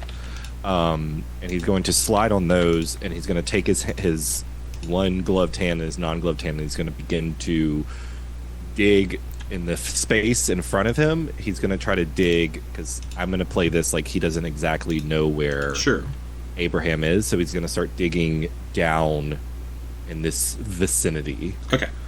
So you start digging down, and not too deep, about a couple feet deep, you just hit humanoid corpses. And Abraham, you can start to see... It's nighttime right now, so there's not a lot of light, but just like a little... You can hear someone digging through the snow, like, near you. That would take my action, right? To start digging? Yep. Okay. That's action. Anything else? That'll be it. Okay. Tero. Hello. Guy's running away All right. towards the gap in the gate. That's the one that, is he still blinded, or did he clear that? Oh, no, he's still blinded. Oh, perfect. Okay. I'm just gonna 1, 2, 3, 4, 5. And I'm just gonna pull the knife out of my throat. And I'm just gonna try and get him with it. Go for it. Come on, dice. Be nice. Hey, that's a 24. Oh, yeah. Nice. He's like Oh, stumbling yeah. through the snow trying to get away, and you just, get up behind him. And I would like to make sure this sticks. So that's going to be sneak attack. Yeah. But I am also going... I've been waiting so long to say these words. I would like to add a cruelty die to the damage. Absolutely. Oh, Sam, I was so close to taking that one too. Uh-huh. It's a fun So one. that's going to be 1d4 plus 2d6 plus 4 damage. Yep. Yeah. Damn. Cruel is such a fun feat. Can't wait for you to crit with that shit. Mm-hmm. Because you Yeah, can just that'd choose, so it's like a smite. I can just be yeah. like, let's just throw some cruelty on that. That's gonna be good. All right. 9 plus 4 is 13 damage. How do you kill this blood-blinded worm who's trying to run away? So it's like I'm just imagining it's like is it still like snowing? Like is there snow Oh, it's like in the air? it's like near blizzard-like conditions. All right. So I'm just imagining it's just like the scene is just like camera in front of him. He's just like stumbling blindly through the snow, trying to make it through, and then there's just a shadow that just like Tero's head just like peeks out from around his shoulder, and then you just see the hand reach up over the other shoulder with the knife, and then just like hug him around the neck, and then just go, "I'm sorry we didn't get to play more," and just gonna slit his throat. Just splatters and sprays as the body drops to the ground. And we are officially out of combat. So Sumaji, with your digging, you eventually find, buried under a pile of humanoid corpses, a mind flayer. Come on. Where are you? You like lift a body up and you see a mind flayer's face and he goes, "Hey." That was in my head, right? Yeah. Okay, you need some help. You look a little. Throws up a hand. All right. You can see like the crystallization, Oh, you look. the ice. As he grabs a hold of Abraham, he's going to grab him like, the military grab here, to help pull him up. And as he does, there's like a flare, and he's going to do a healing hands on. Okie dokie. Sumaji, you done flirting with your new friend over there? Just a minute. Let me finish. There's a guy on the ground just like Heal gurgling. 7.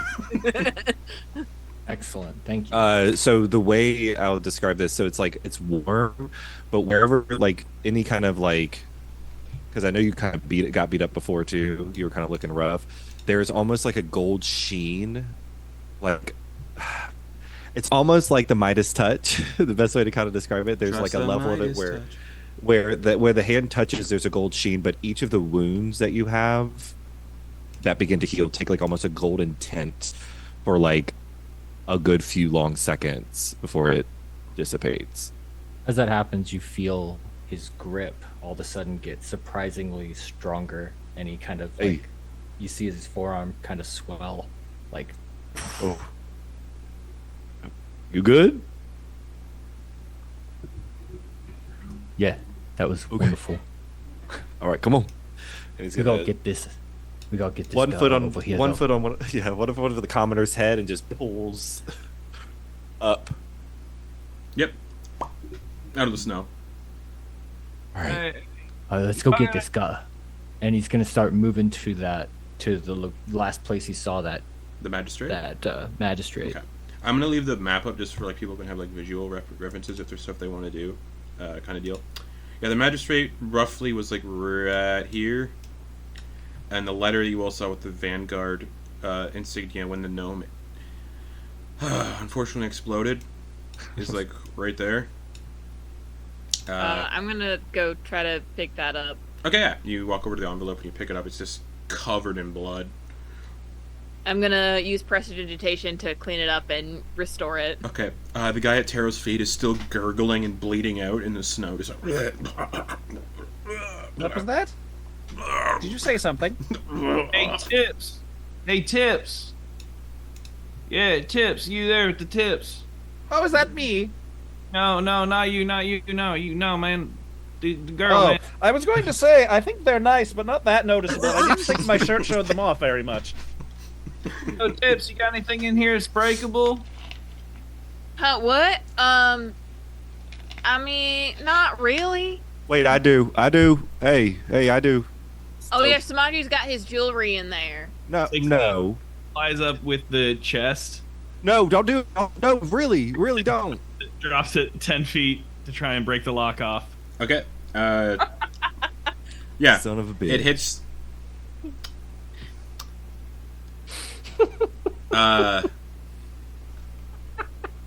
Who has breakable stuff in the chest?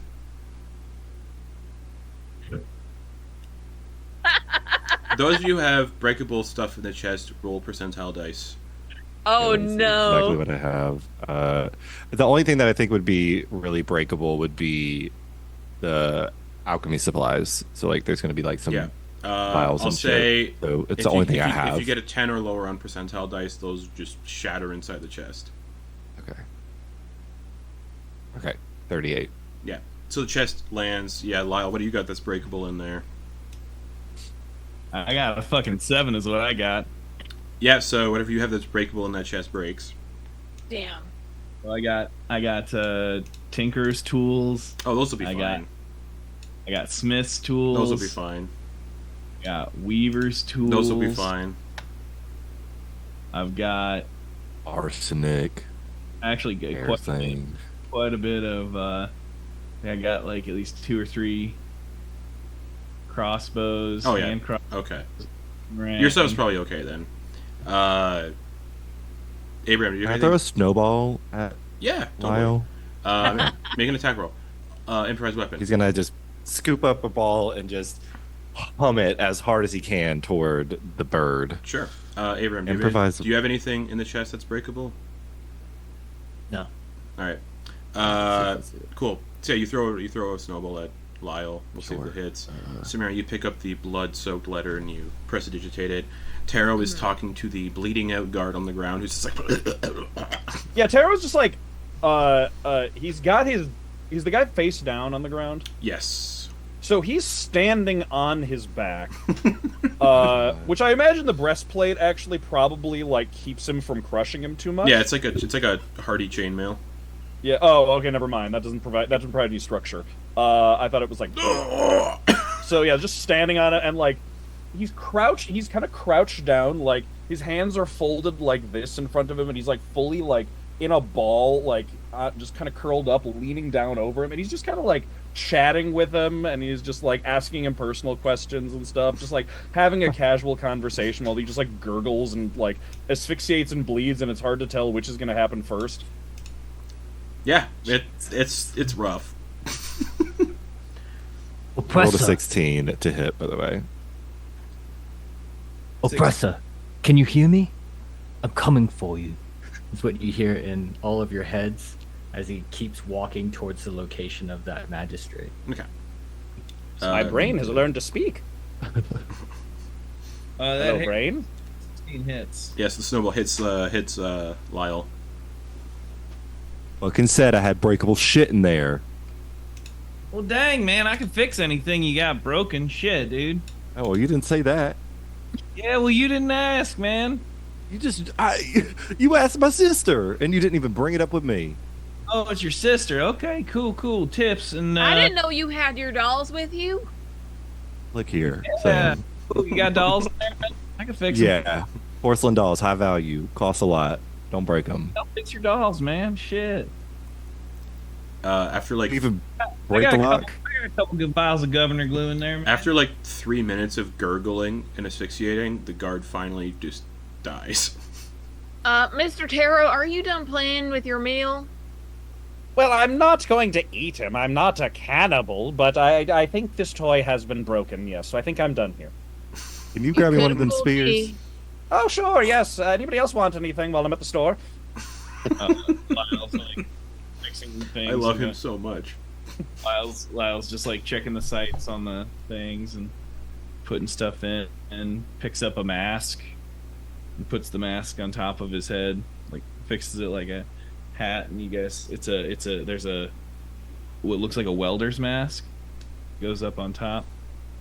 It has a little mini visor too, and he starts like putting shit into the belt loops and the pockets and getting all the tools, straps on a tool belt.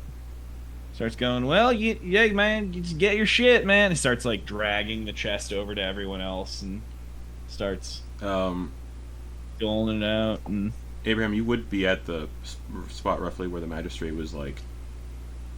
I'm coming to He's help. digging. He's I'm digging. coming.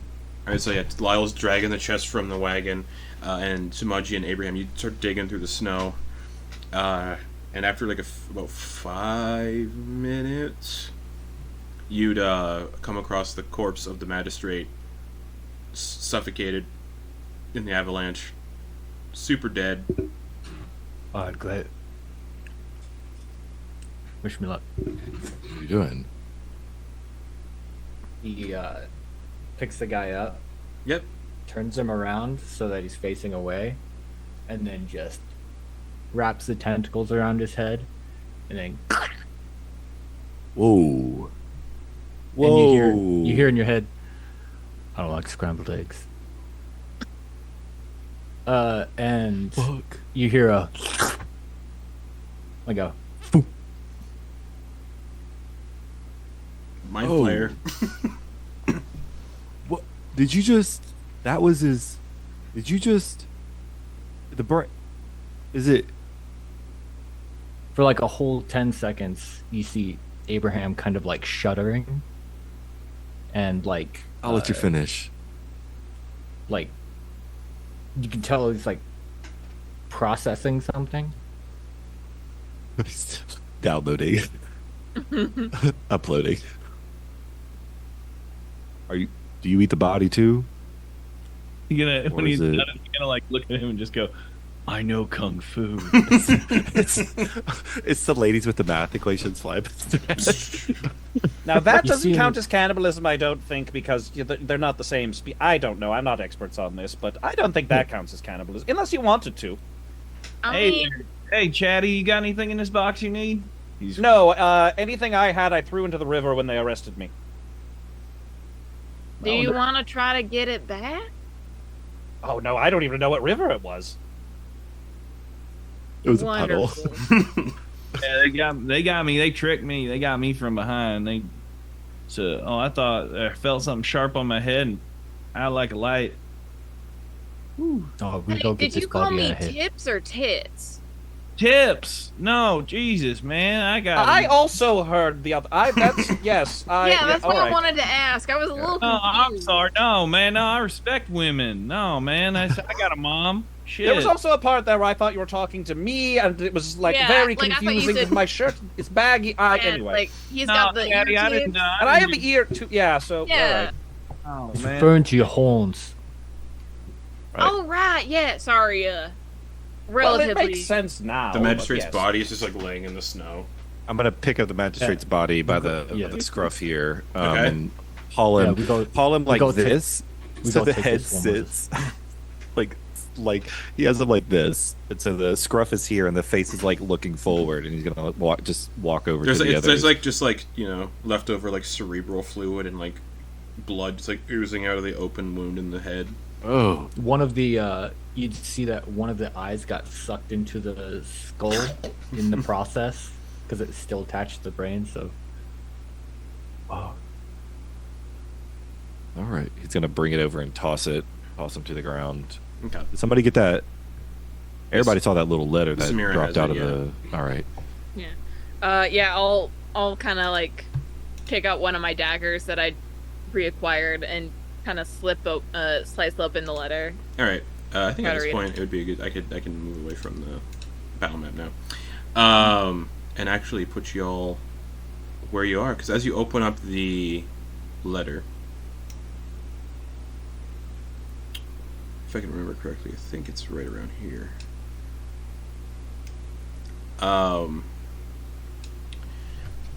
You open it up and it says, "Hello, hopeful recruit for the Rime's End Vanguard, Homer Fizzlecane. Your task is to disrupt a public execution to happen in 3 days' time at a checkpoint just north of the town of Nelduin. Once successfully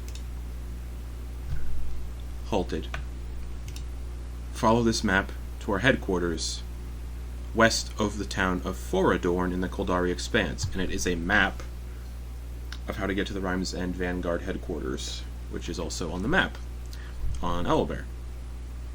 It says, "Do not cut through the shadow-touched wilds. It may be a shorter trip, but the lycanthropes and undead and many, many craters that pockmark the forest may spell your doom, or drive you to madness. The best course of action to reach is to follow the road of the Shadow-touched Wilds to Nelduin, west to Imladris, and then to Foradorn, and meet with our associate at Bjorn's Gasp Tavern. From there, you'll be taken to the Rime's End Vanguard for your initiation." So basically, Ain't Nelduin the place that guard threw your ring away? Yeah, man, that's what I heard. He threw it in a shitter. That's what Yeah. yeah. What is that? What's this? Was it not? Is it valuable to you? Do we need to pick it up? It's essential. Are you good? You look kind of cold. No, where my supplies? you can see Hey, like in the box. Yeah, Lyle has a chest. There's a mask that he sees and well, there's that for you. Hope that helps. Not important. Where's the paint? My brush. Here, man. One of- What you got in there? He goes over to it, takes it out. You see him like, and then begins to like blend paints together, mixes some colors, and then you see him kind of do a little bit of calculation, like in the heat of the moment. But he spends the next like 10 minutes like preparing this symbol on his chest of a flame. And after he does that, he puts the tools down. You see him take a breath, and steam starts to come off of his body. The fuck? You eat brains and you paint, and it makes you warm? Yeah, man. Sure. Shit looks like magic to me. Yeah, Well, they say life imitates art, but I've never seen it do it that directly. quite literally. Oh, he's gonna foot the top of the lid again, and he's gonna dig and grab this probably like a little bit like double fist size, like 2 fist size, like medallion that would sit where you could see where these like leather straps go over his chest, and there's obviously a spot that like it would like a holster, something that like would hold there, and he kind of slips it in. It's in the shape, like the visage of a drake, some kind of draconic creature, with these like hoarfrost blue eyes, and the metal is like has like a bluish sheen to it, like almost like a bluish reflection to it. And then he also takes out a bunch of satchels. He looks at this one, and he's a little bit more caring with it, a little bit softer as he picks up a few vials to check to make sure they aren't broken.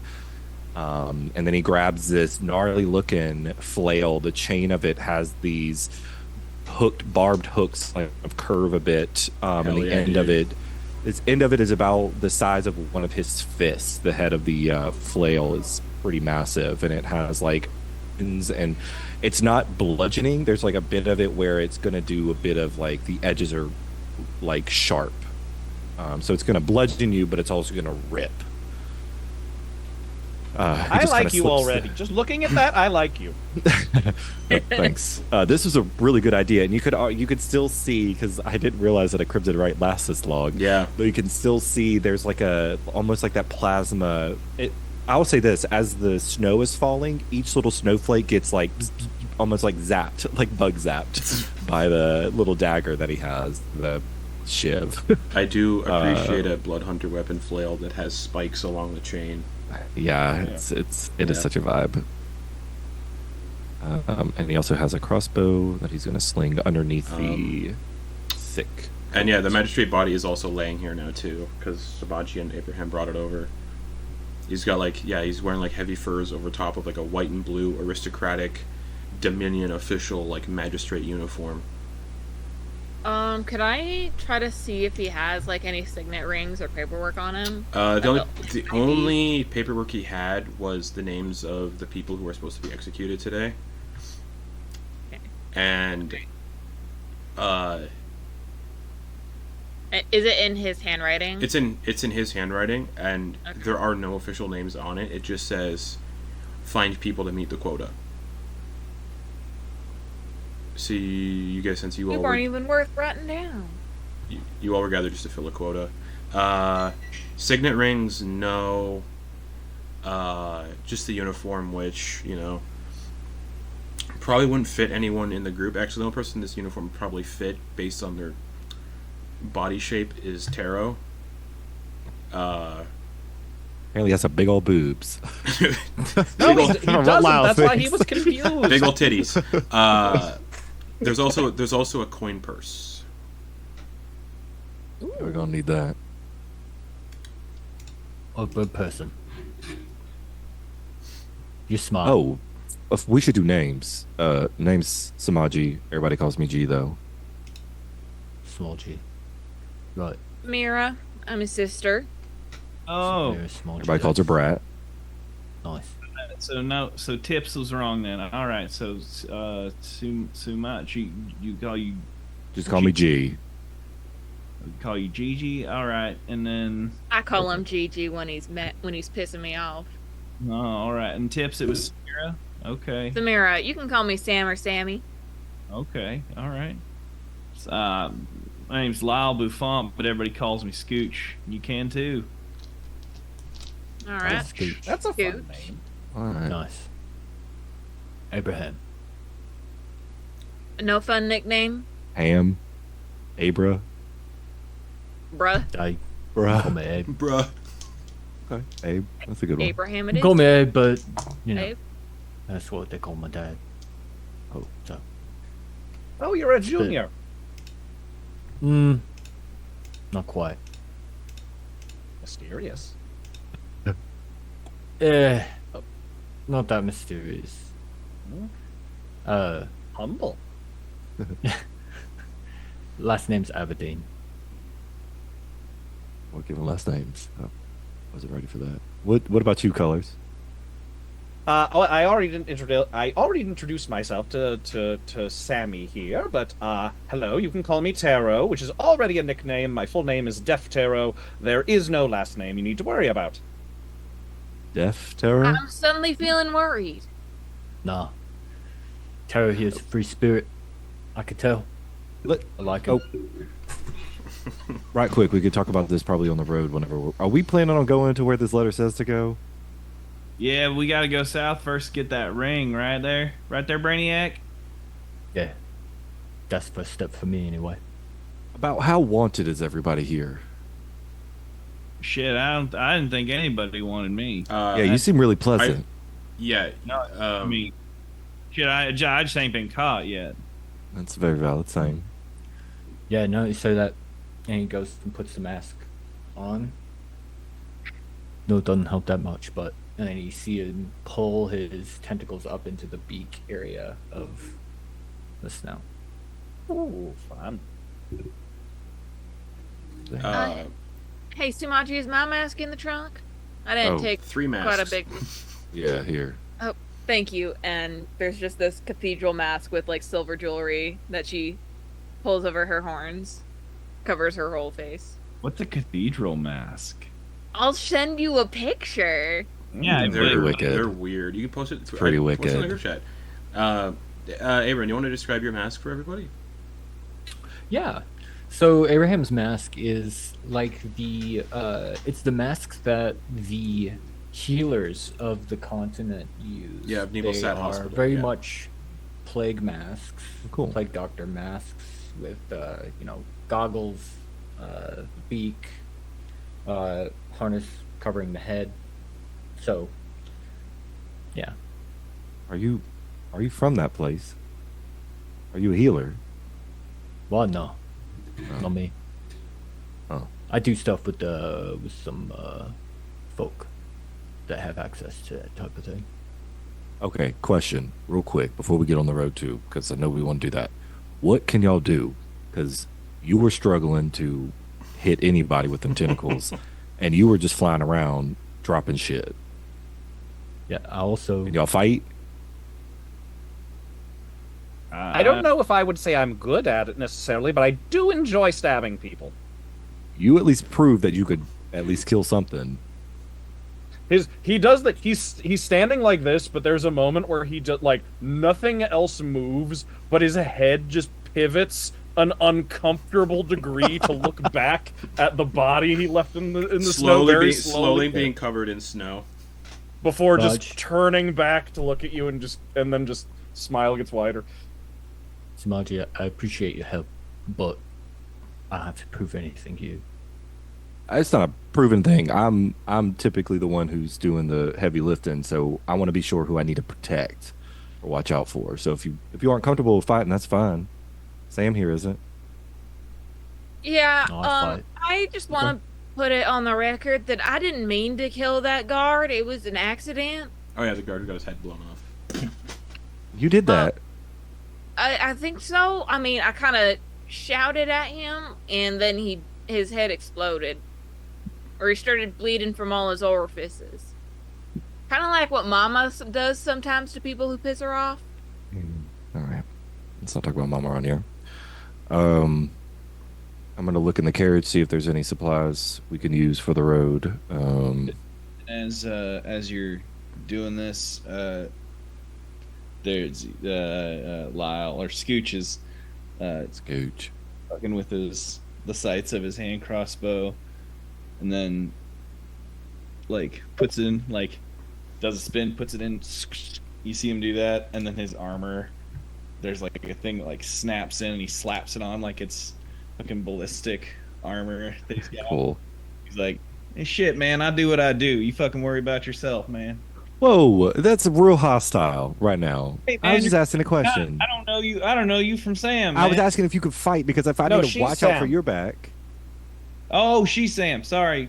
Yeah, I'm Yeah. Sam. That's G, G. Sam. Yeah. Sam. Just saying. We're, G. Now we're you know twins, them but we apart. look very different from each other. Look I- at this. I Now do we're all what I friends. do. I do what I do, and we're bouncing around that carriage together, man. So it seems like we're stuck together until we aren't. And that's perfectly fine. I think you're all lovely people. Man, you know, get along, man. That's what I feel like. I feel like everybody's doing it. We got a ring to get, and then we got to go fucking talk to some people about their man who set us free. We owe them that much at least. There's like a huge Gallagher like splat in the snow where the gnome was. What the Did fuck was he anybody doing? catch his name? I don't know. He sounded like pink powder to me. Yeah, he just kept on screaming shit. Maybe I think he caused the avalanche.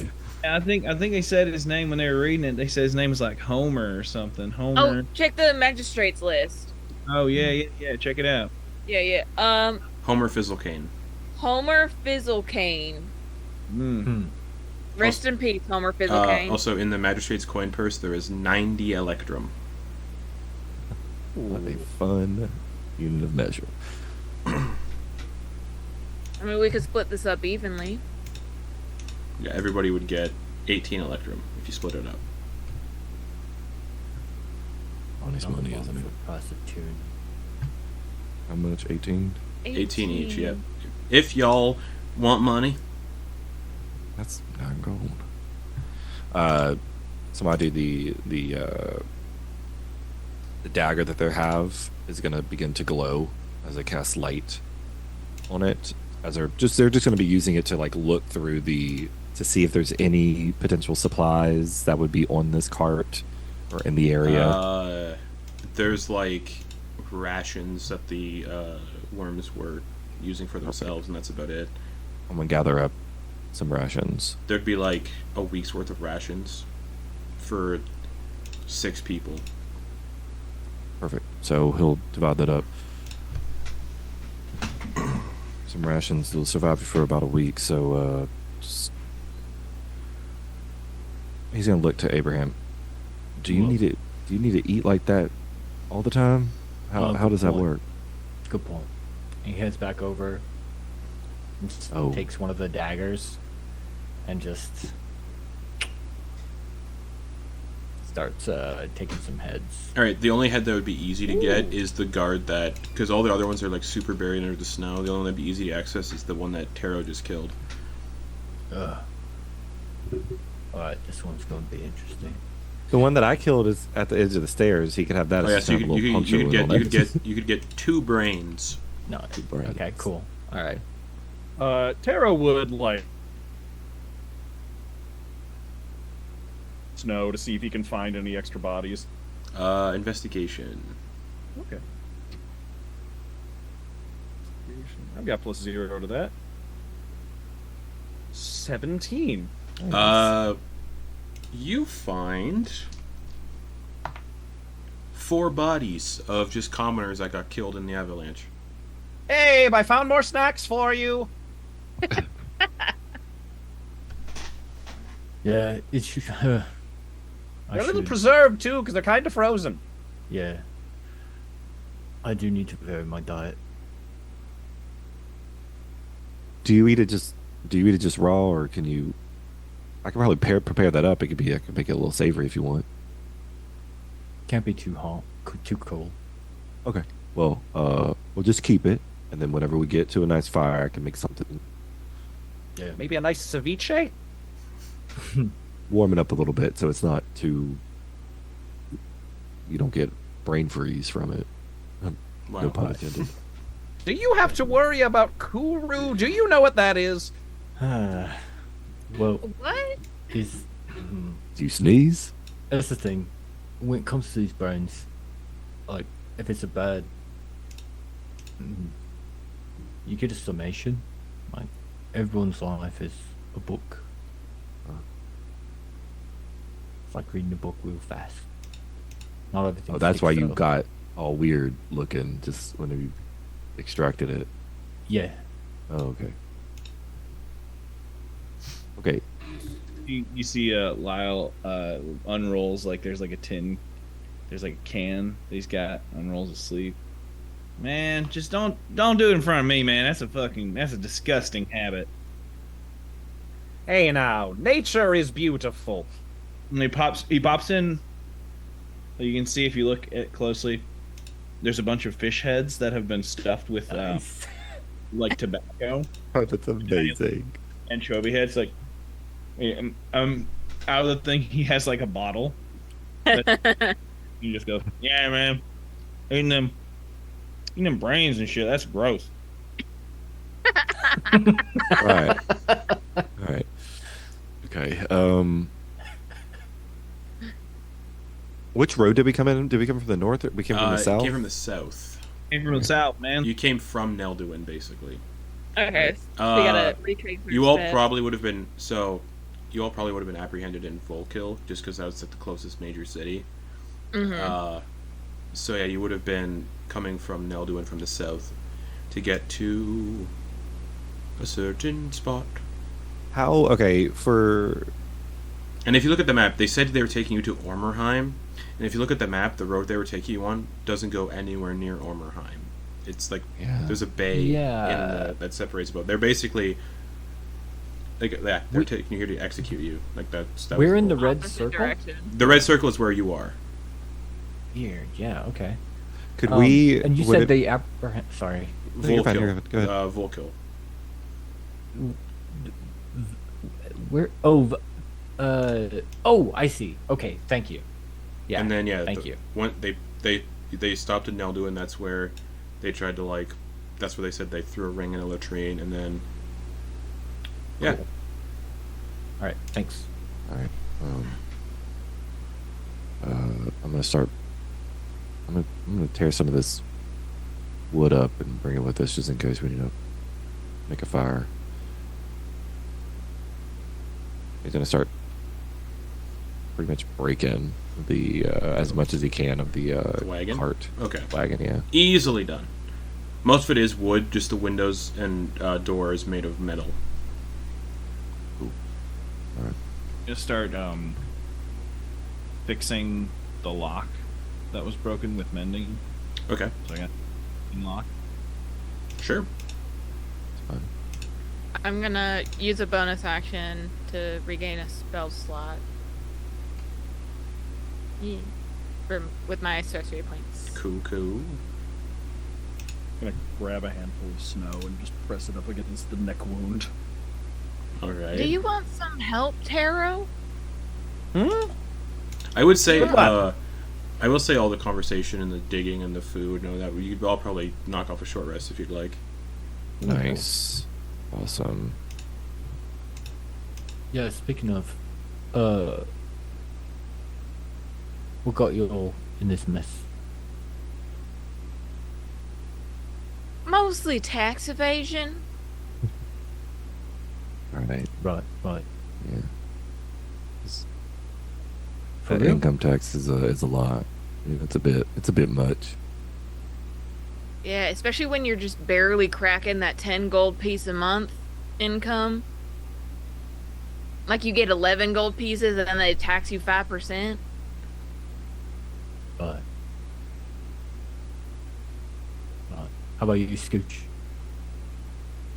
Yeah, man, I don't think I did anything that anybody would have noticed, really, man. I suppose,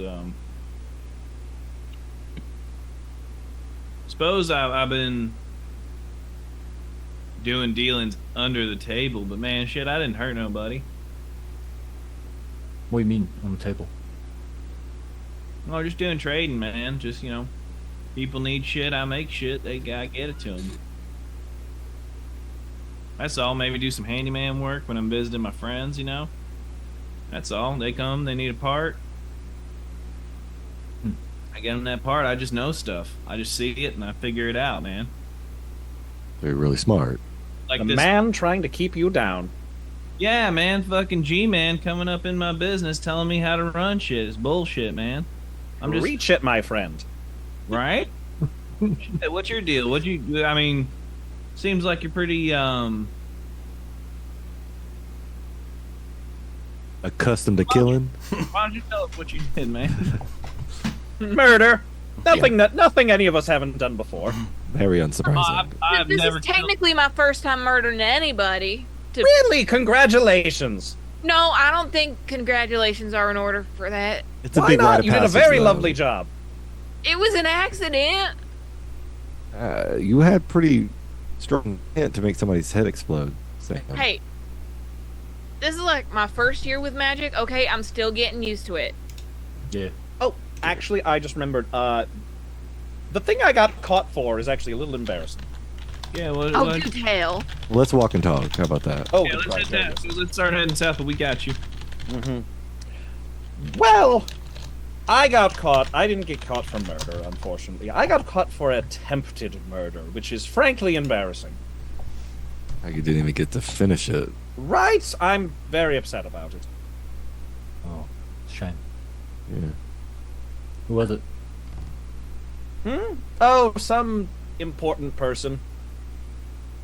Nice. Way to How scrape.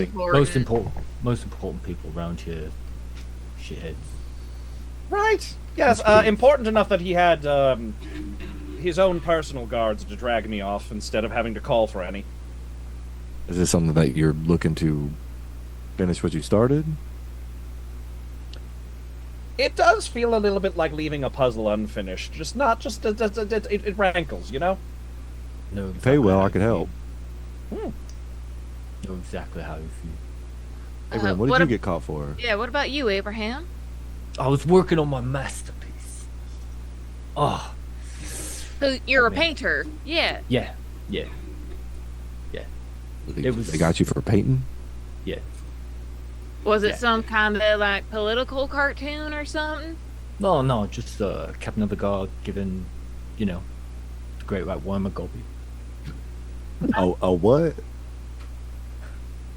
Sucking dick. I thought that's what he meant, but his action doing this does not look the same as anybody else doing it. It looks a lot. Like Yeah, you would right. know. No-handed. Excuse me. Like you would know, Golden Boy. You know, like, do one of these. Yeah. It's a little bit of a mandible handable, you know what I mean? Oh man, what he did to that brain, I couldn't imagine him being anywhere near one of those with that. Yeah, I think the danger There's adds an element something of fun. about it. There's a certain audience there. Somebody's gonna like it, I guess.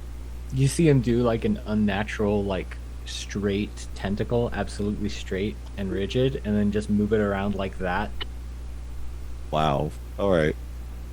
This guy knows what I'm talking about. So we all have talents, many talents. It seems. All right. Yes.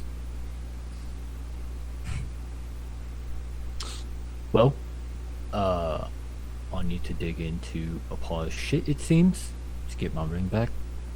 Ugh. Yeah, Fortunate. man, I mean, maybe you don't need to dig at all. What do you mean? Well, if we take our time, we might be able to, like... I mean, you could put it all through, like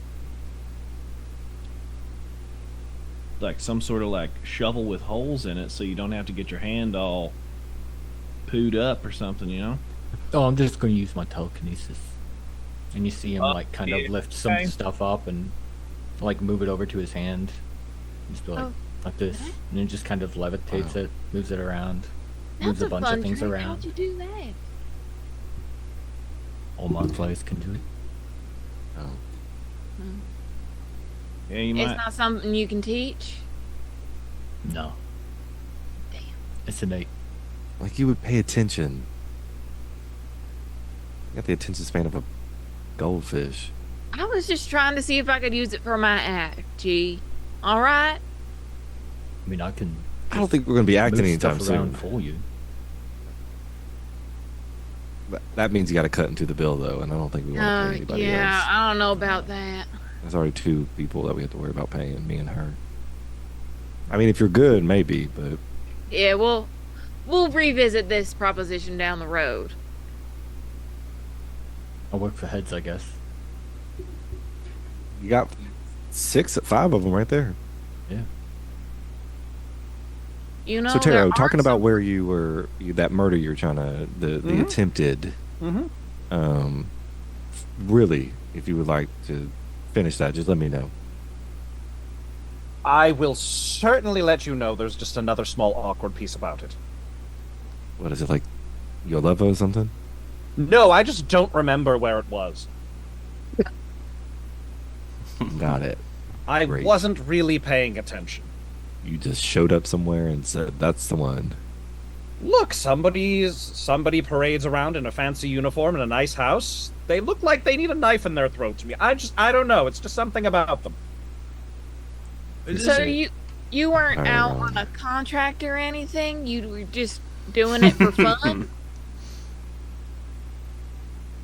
I suppose you could say that. Saying we don't judge people's funds. Everybody has a little bit different. Yeah, but respectfully, Eh. how rich do we all look to you? We don't look rich, do we?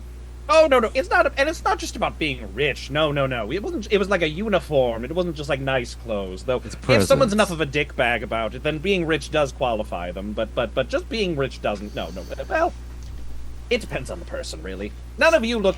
No, I like all of you. You're all lovely people. I would never want to slit your throat. You would. I would certainly kill and or die for all of you now. I'm sure Tero has You an don't even- excellent judge. He's an excellent judge of character. Thank you. That feels a little rushed so early in our collective relationship. I We make both- decisions very quickly, and I have never regretted it. Well, you got you there, Sam. I feel like I may be regretting a lot of your decisions in the future should we stick together. He managed to kill somebody, so that holds some weight. He Body, managed to the hold body his is just own. like completely covered in a snowdrift because of the If blizzard, there is, like- if there is anybody you all want me to kill, just say the word and I'll do it. I need no motivation whatsoever, other than just your say so. I'm gonna lean over to Tero and say, I have a couple names for you when we settle down for camp. Ooh, I would love to hear them.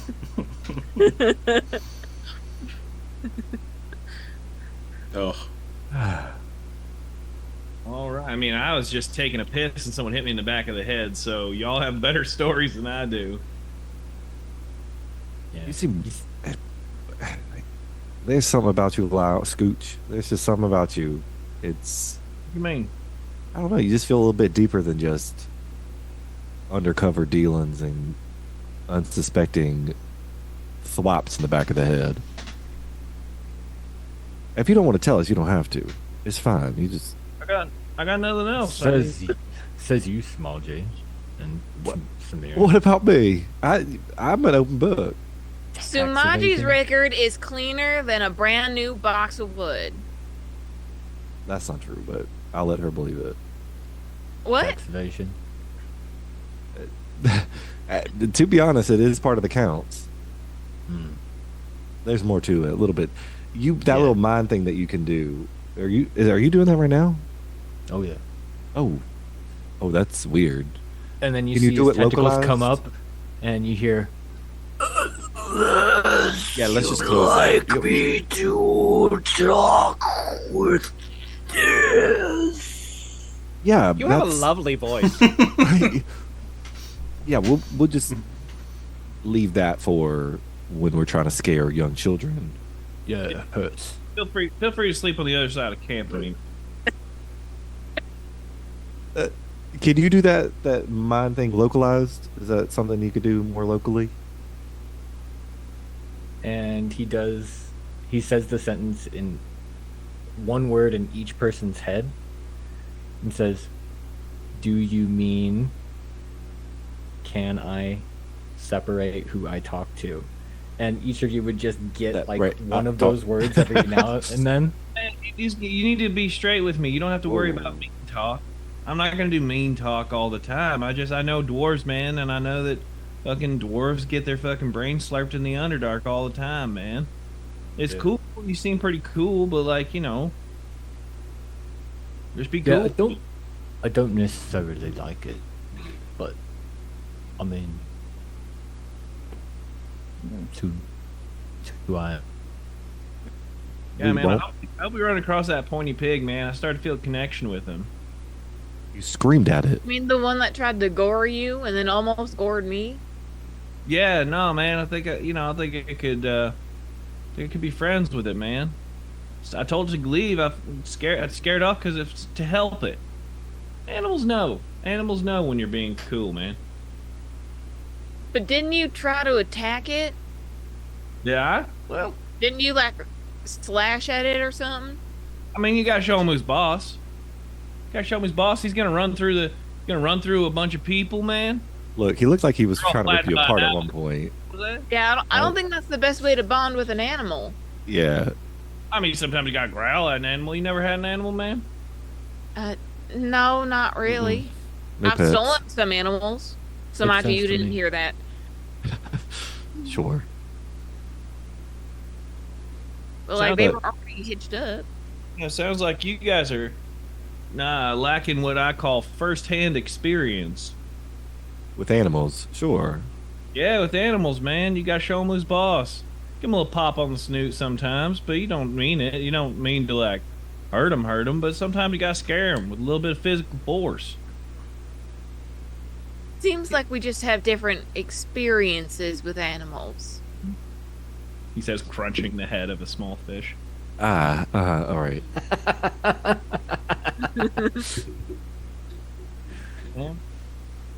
You all can see the sun. It's like set, so it's still pretty dark out. It's like it was like 6 o'clock when, roughly 6 p.m. when he got taken out of the wagon on march up on stage. And through the talking and digging around, it's probably getting a little more later. So it's getting like pretty cold. So yeah, right now I think I said the temperature at night in the Koldari Expanse, which is one of the less hospitable regions. Not as bad as the Dominion to the north. So it's negative 13 Fahrenheit right now. Right. And yeah, there's it's on the cusp of blizzard-like conditions with like blowing wind and snow. Must be like a cave or something we can find to make Yeah, let me to find make stop. I'll take a look. All right. He'll have the dagger and he's gonna hand it to Scooch. Oh wait, no, I'll keep it. It'll be like a beacon so you can see us. Yeah, I can do it. No, so you could see us. Oh, cool. Yeah. Yeah, blizzard visibility ain't great. So I'll fly up through a tree and kind of take a look and Yep. see. Hearing range from a blizzard is 100 feet away. Yeah, visibility in a blizzard is reduced to 30 feet. But we're not at a full blizzard yet. It's like just on the cusp. Make a survival check if you're looking for a cave or somewhere to take shelter for the night.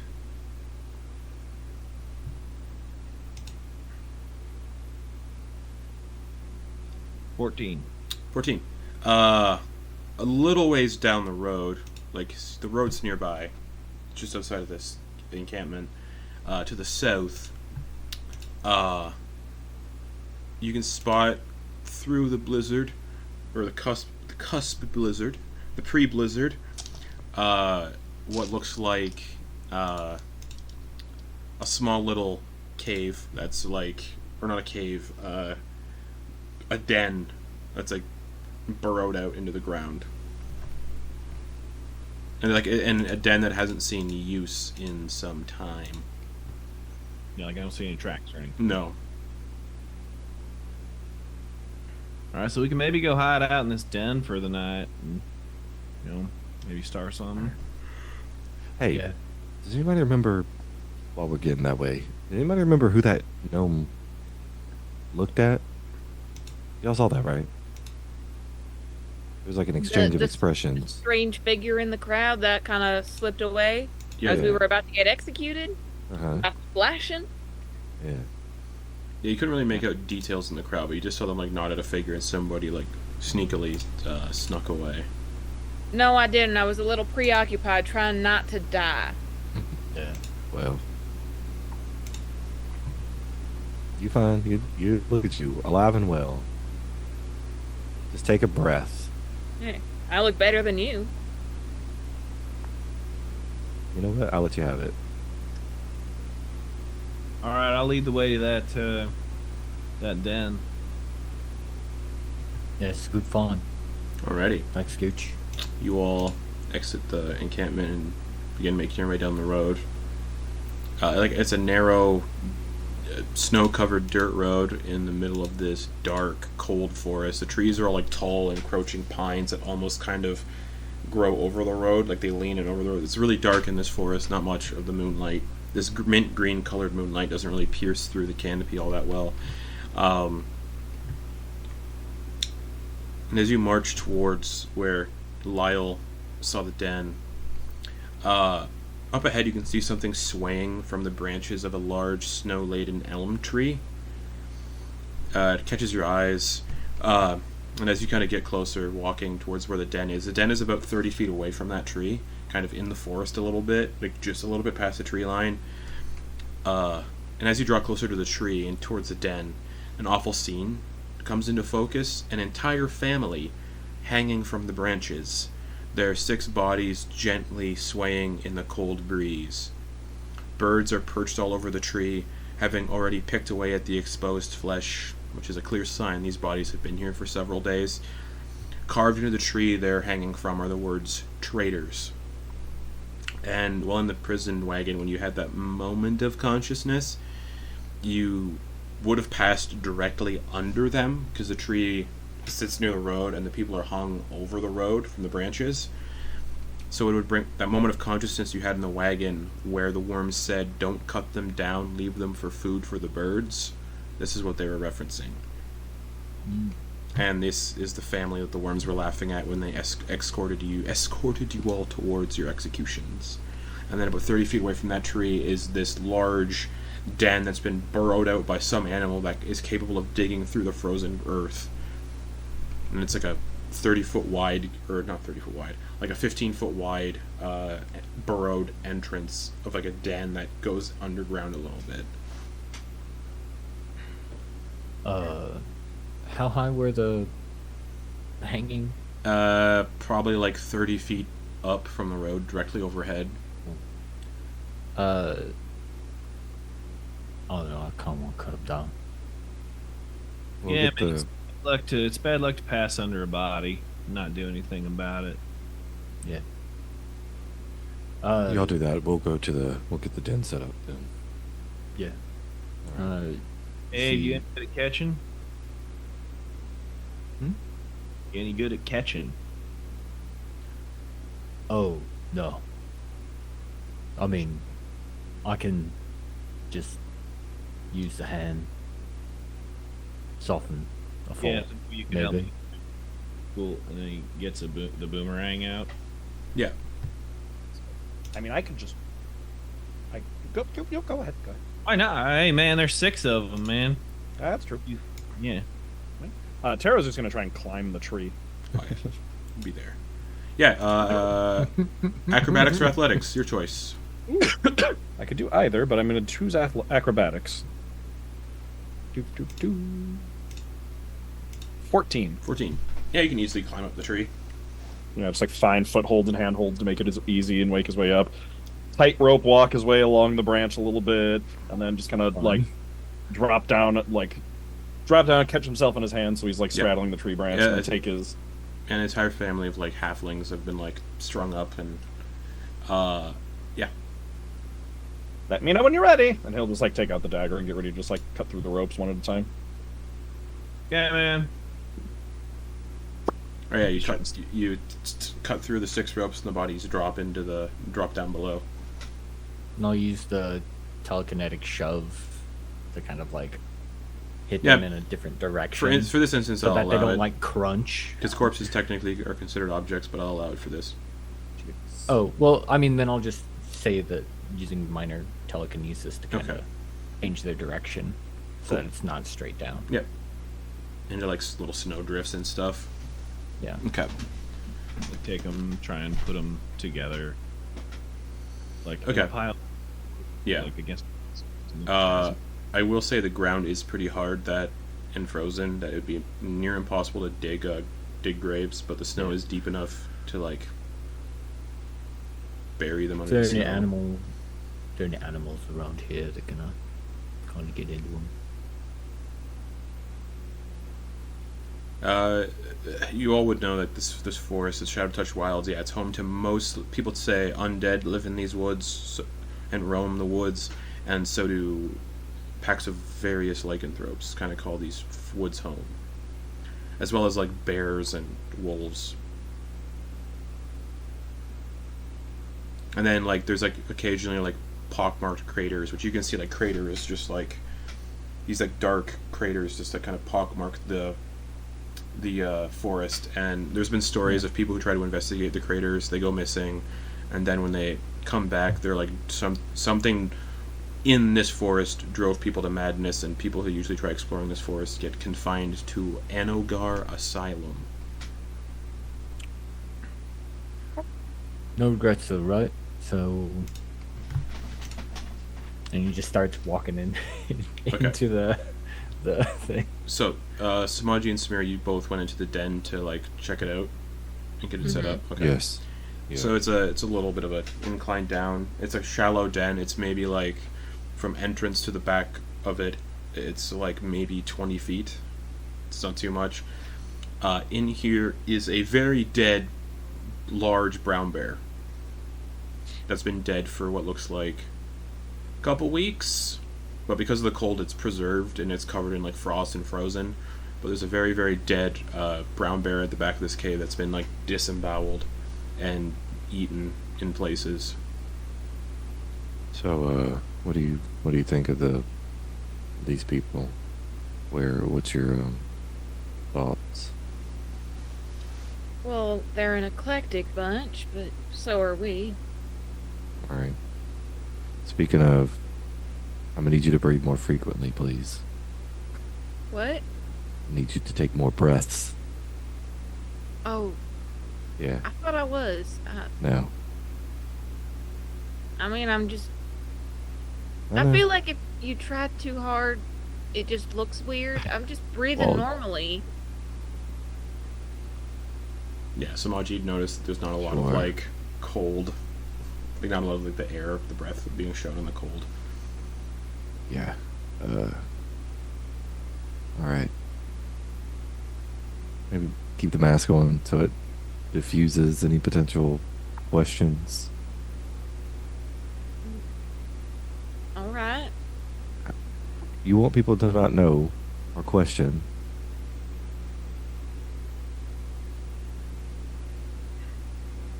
Whatever It's you fine. say. It's fine. You're doing I don't- fine. I'm gonna Better? focus. I'm gonna focus on taking care of this bear. You just build a fire, okay? Right. Okay. You still got that wood on you? I do. Hand it over. He's gonna toss the bag All right. on the ground, and he's gonna go, and he's gonna inspect the bear a little bit. Yeah, make a So it's- survival or investigation while you look it over. Yeah, I'm gonna probably do survival. I mean, You can do medicine too if you want. nope.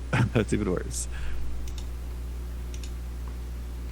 Okay, so okay, that's 2 to track.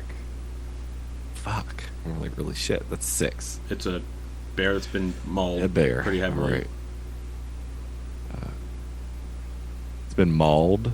Yeah, it looks like it was disemboweled not by weapons but like by an animal. Because the cuts aren't clean. They're like pretty ragged, and it looks like it's been chewed on in places, but you can't really tell what may have done it. Especially because this is a brown bear, so it has to be something. Pretty. It's not uncommon for bears to show cannibalistic traits, Yeah. but beyond that, you Right. can't really tell. There are no tracks in the den, though, Yeah. that showed anything coming in.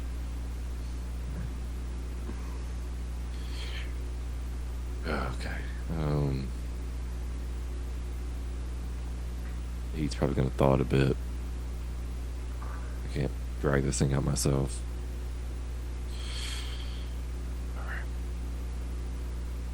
Wait for the others to get back. I start the campfire with a little flick of prestidigitation. Alrighty. The three of you that are Pulling out my red bedroll. outside of the den can start to see smoke kind of billowing out of it. Oh, yes. get in there. Yeah, you can see like smoke. You can smell like wood burning. You know, gather into the den, which is much warmer than the outside because the fire and the confined space. So it's quite comfy. Oh man, did you guys figure out what happened to the bear? Shit, Nature doing its job. Yeah, it looked like it got mauled by something. I want to take a look. I want to see what did it. That thing must have been huge. Medicine or investigation? Right on. I'm gonna do an investigation check then. Yeah.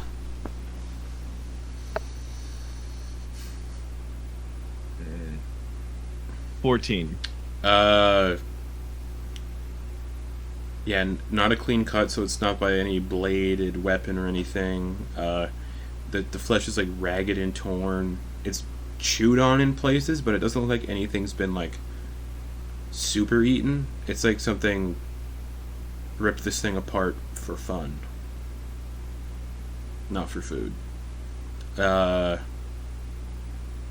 yeah, there's no tracks in the den to signify anything that came in and did it.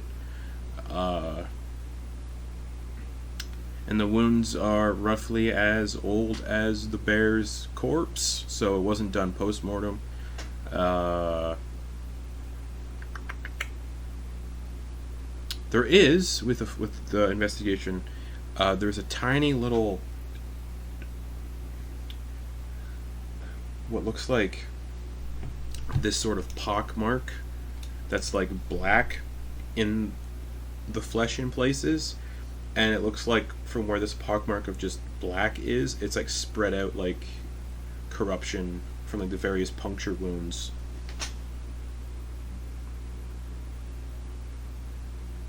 And it's tainted like whatever meat would be on this thing. Gee, you want to help me drag this thing outside? Yeah, I was thinking about it. We probably could use everybody. No, man, you're not gonna handle it. It's cool. All right. Go over to the bear and start dragging it. Yeah, as the two of you go to like pull the bear out of the den, it kind of just sloughs into two pieces. Ooh. And it's where it sloughs apart is kind of where all that corruption, like where the pockmarks are and it's spread. It's kind of where that has like coalesced together into like one major area, and it kind of just sloughs into like two pieces, and it unleashes this like sickly sweet stench. Like not a bad stench, but like a sickly sweet. Yeah, that looks... Like it's similar to like the best way I could describe it is like someone's cooking fresh caramel, but there's like a tinge of sourness to it. Yeah. Yeah, that looks like necrosis or something. Yeah. Or an IHOP, rather. Yeah. So, It's almost like you walked into a IHOP, gross. but like that's tinged with like acrid sweat. Smells like a Waffle Hut. It smells like a Waffle Hut. Good old Lava Hut. Alright, we'll get this half and then we'll get the other half. Yeah, man, that's what I was gonna tell you about. I think there's some corruption. I think we gotta make sure we keep an eye out, because whatever did this, it wasn't doing it for food, man. Alright. I'm gonna take a couple samples of that nasty shit. Yeah, you can do that. Do you need me to fix anything, by the way? No, you're still a little... No, it's all good, actually. Sure. Yeah. I can take a look at anything you need. I tend to pack it well, so Okay. wasn't jostled. Apologize for reacting how I did. I just like people messing with my shit. Yeah, a lot of people had a pretty rough fucking day, so... Yeah, a little bit. You good? Oh, yeah, man, we're just gonna make this pond a bunch of ice, and we're just gonna skate on, man. It's full of those weird little sayings, I think. Yeah, man. Cool. Scooch. Yeah. That's what you go by. That's what you prefer? That's what everybody calls me, man. I mean, if you want to call me Lyle, I mean, the only person who calls me Lyle is my mom. Don't tell Sam that. She'll start doing it. You can call me Lyle if you want. Nah, if you go by Scooch, I'm gonna call you Scooch. Everybody calls me Scooch, man. For G, Sumaji, what do you use? G's good. G is good. It's quick and simple. All right, G. All right, let's go get the other half. The two of you easily clear the den out of these two halves of this just weirdly gross dead bear, leaving the rest of the den. Yeah, I'm gonna take some of that whatever corruption shit. I'm gonna use my long tweezers. Yeah. I'll put them in the fire to Yeah. sanitize them, and then I'm gonna fill a vial with Yeah. some of the Yeah. pockmark nastiness. So as you're so the rest of the bear is like cold and frozen solid, but where like the corruption is, it's still kind of wet and Ugh. warm. The fuck. All right. And you guys, how far away from the den do you drag this carcass? The opposite way than the family, Okay. I would say. So you drag it pretty how far away from the den do you want to drag it though? Like 60 feet should be good. Sure. So you, Or further. TP? Okay. so you drag You want to go this- further? Oh, 60 will work. Okay. So you guys drag these corpses through Far enough for a 60 feet away through the forest, and yeah, you can see 13, 3 or so of those pockmarked craters kind of scattered about. Again, enough stories of people trying to figure out what's in those and then being driven to madness once they're found again. So, if they're found again, but you can take the bear carcass pieces somewhere else and then return back to the den, and it's a little more comfortable without a body in here. The fire's cooking, and as the fire begins to burn and do its thing, we haven't had a break yet, so we're gonna go do a quick 10-minute break, and we'll be back here to polish this bad boy off. So we'll see you all back here in a few minutes. So, forgot to mention, all the lovely character art which you're seeing in the portraits and in the animated character box down below is all done by the Ink Ogre on social media, so check out their stuff because their art is really good. And there's a reason we're using them Oh, yeah. for two campaigns, so keep a lookout for that too. But yeah, you all can settle down into the den now that the bear has been cleaned out. The weird, sloughing, dead bear. The fire is there. It's warm. Everybody has a bedroll except for Tero. I'll make it work. Abraham's got his sketchbook out. You see him just kind of getting some stuff in there. You see him kind of rub stuff out and getting back in there. Samira has pulled out a deck of cards and is just slowly shuffling it in front of her. Okay.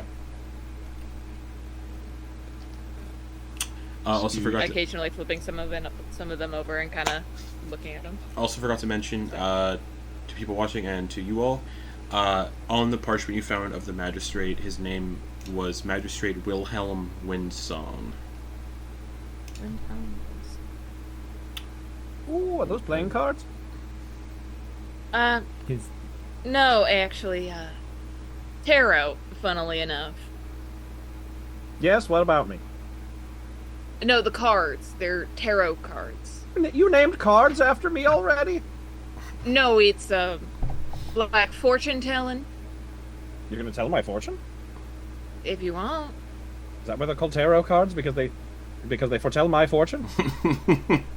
Not specifically you, but more in general. Then why are they named after me? Well, how do you spell your name? T-E-R-O. Oh, it's spelled different. It's Tarot. But that's not how you spell my name. Because it's not named after you. You've lost me. Do you want your fortune read or not? Sure. Alright. Plops down. Alright. I'm gonna hand you the deck. place your hands on the card on top of the deck, and then cut the cards. With the knife? No, do you know like the shuffle? Oh, turn, you oh, just okay, cut right. the No, I deck? do not. Sorry. Yeah. Yes, I. Cut the deck. Yes, all right. If I said cut the tarot, would you slice your wrist? I mean, maybe. If you asked, right, if you really needed me to for some reason, I think I'd be willing. I don't see a need for that in the near future. Well, you Just- asked. If I say cut the deck, just remember I- that I'm referring to the cards. Yes, Yeah. I know what I mean now. It took me a second. All right, the name thing threw me off. All right, and then, No, I get it. Yeah. Think of a question that you want the cards to answer. Cut the deck, and then hand it back to me.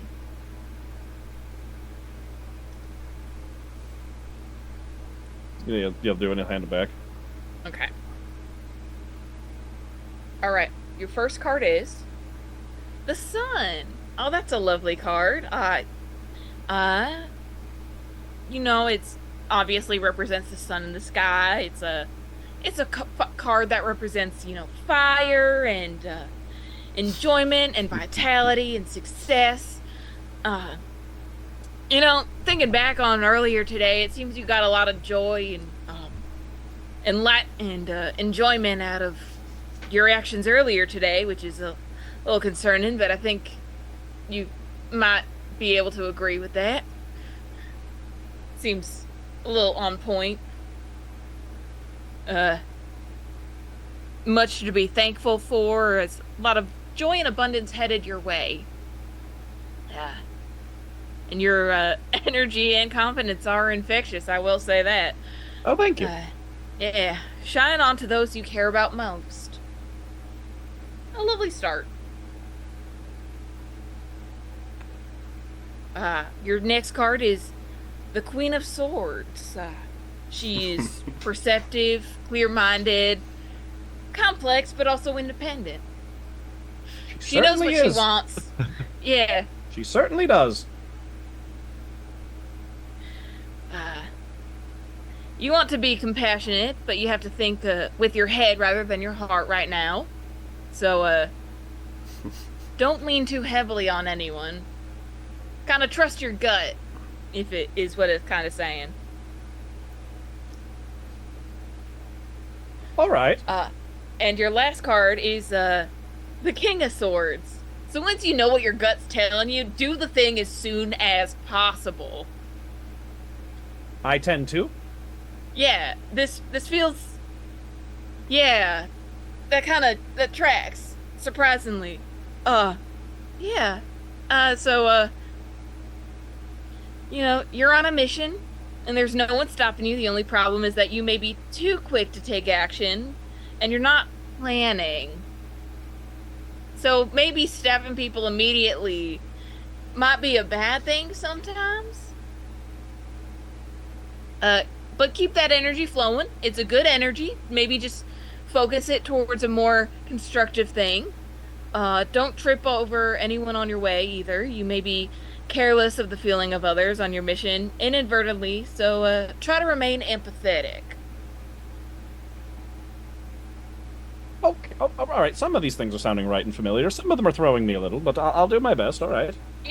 Taro's a lot of interpretation, based The on cards, right? based on the cards and the questioner's life events leading up to the question.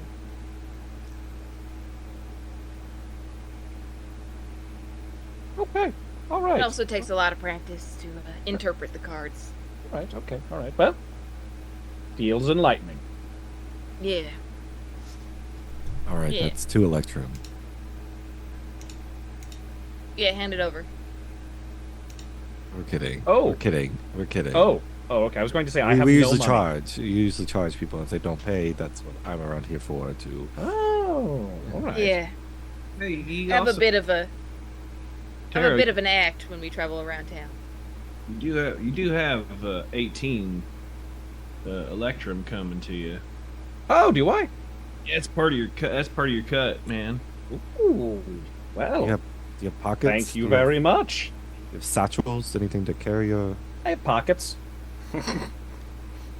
Also, Do while you? y'all were doing that, He's got like a center hoodie pocket in his Nice. thing. And, as well as like other. You can actually see he sticks his hand into some of the pants. Like his pants are actually like covered in pockets, but it's hard to see just because like they line up. Like the patches just also like are open at the top to form pockets in some places. So like what looks like just naturally a part of the patchwork pattern, just some of them are pockets.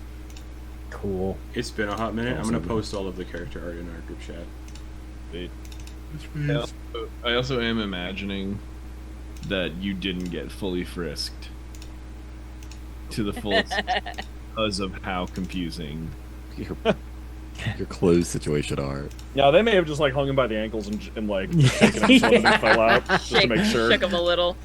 So there may be a live mouse in one of those pockets somewhere. Oh, that wasn't there before. Tara, you don't have anything to sleep on, do you? No, Tero, ground.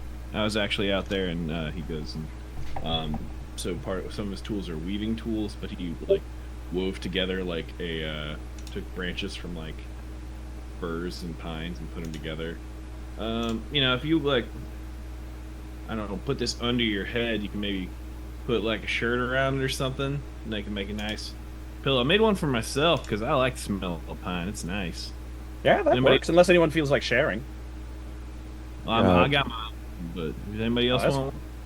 Look, go ahead and so whatever you just made for Tero, I'll use that. Tero, you could use my bedroll. Oh no! I couldn't possibly. Oh, I'm offering it to you. No, I couldn't impose. It's not. Share. I'm not imposing. It's not an imposition. I'm giving it to you. I've done this before. I've slept on the ground. It's fine. I mean, so who hasn't slept on the ground? Yeah, but you look delicate.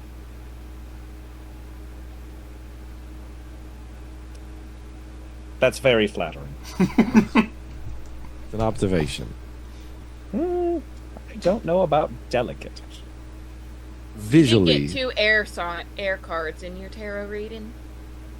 I don't know what that means. you still have kind of a gash there on your neck from where you got stabbed.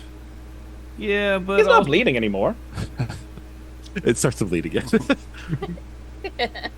Hey, G, also, man, you were having a real hard time after we got splashed, you know. With what? I think, you and, not trying to call anyone out or anything, but you and Abe both were, took it pretty hard, the splashing. Yeah, it nearly killed me. I'm good. Nothing happened with me. I hurt myself more than anybody else did. Out of And now that y'all see the hand, by the way, which he never retrieved his other fucking glove, you can see there are clear like scar marks. It looks like something has ripped flesh away from right here, from across, and on the back of the hand, and then where he like punctured it with that shank, the shiv. Yeah, I mean, I think my ego got hit worse because I couldn't fucking punch anything. So it was kind of, I don't know. Yeah, that There's little a god. first time for everything. The little god dodged all my tentacles and fists. Did out of game though, to be clear, I know Abe had the exhaustion. Who else had the exhaustion? Sumaji, yeah.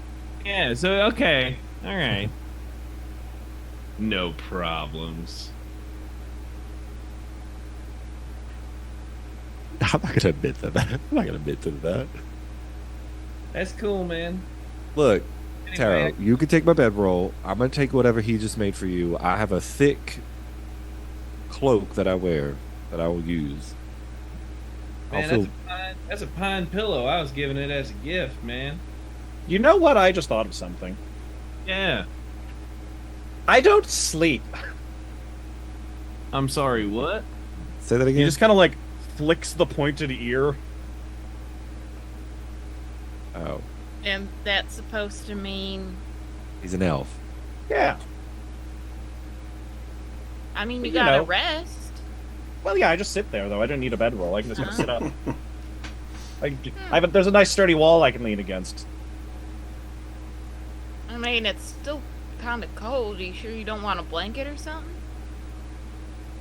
His I clothes think are I'll be pretty alright. much. Yeah, his clothes pretty much look like a blanket. Yeah, just kind of. Yeah, he just like takes the sleeve and pulls it, just like pulls his arms inside the shirt, and then just kind of like bundles up, and then he Pulls kind of it just like over his knees. yeah, and then he kind of just like does this motion too, so like the two arm sleeves just kind of like flop over him like this, crisscross. See, there we go. Yeah, look good. He's fine. While the rest of us sleep, can you watch the fire, make sure it doesn't die out, Tero? I absolutely can. All right. I'm gonna get some rest because I'm really tired. I'm exhausted, if you will. Yeah. If I were to measure it, I'm a 1 out of 10 or 1 out of 6. He's gonna take the pine. Do you want the bedroll? If not, he's gonna use it. No, he'll be Okay, cool. He will strip down and get in the bedroll. Yeah, I made that pine pillow for you, so you can put it behind your head, or I don't know, whatever you want. I didn't. Suppose I forgot that people don't sleep. That's my bad. But made one for myself, so I'm gonna enjoy a nice piney smell while I sleep. Do you nest, or do you like lay down? I'm sorry. Do you nest? I Like, do you? I Like a sleep, little- and then you see him. You see.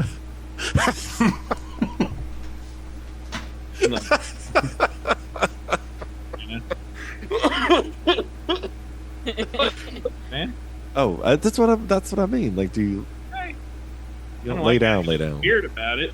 I'm not being weird. I just asked a question. I've never seen a thing like your kind. Take his hat off, and he has a huge, like pompadour, Bouffant, but it's Nice. disheveled, and he like scratches his head and like his big, like floppy hair. Takes the hat off. Does a couple more trots. Ooh. All right. Well,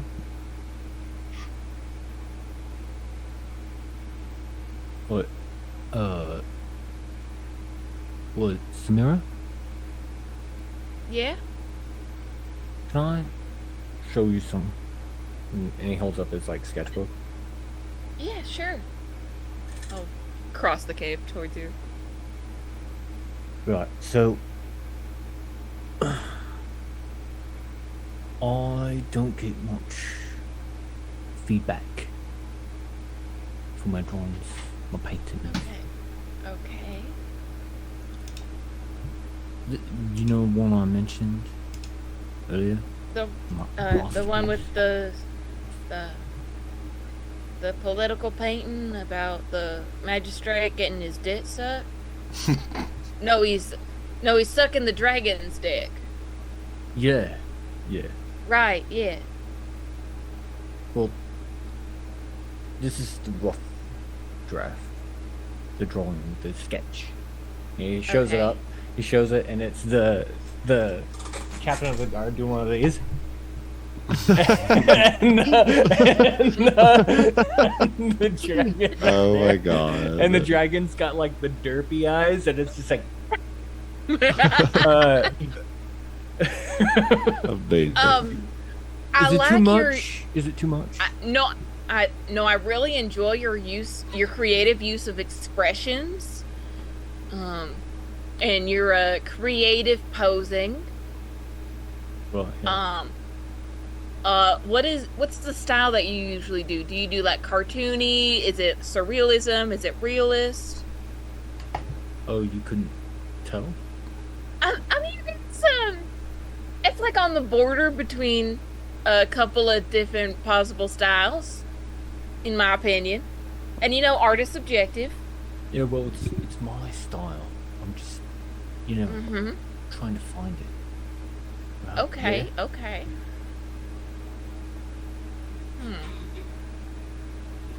It just felt right. Have you ever seen the big white dragon? I mean, And I feel all like just have we've to all guess, had right? nightmares of the Just fella. based on, yeah. Just gotta guess. Based on Yeah. the oppressive statues and tapestries. You know Yeah. the lion. Yeah? You know, he is big and imposing. That does read.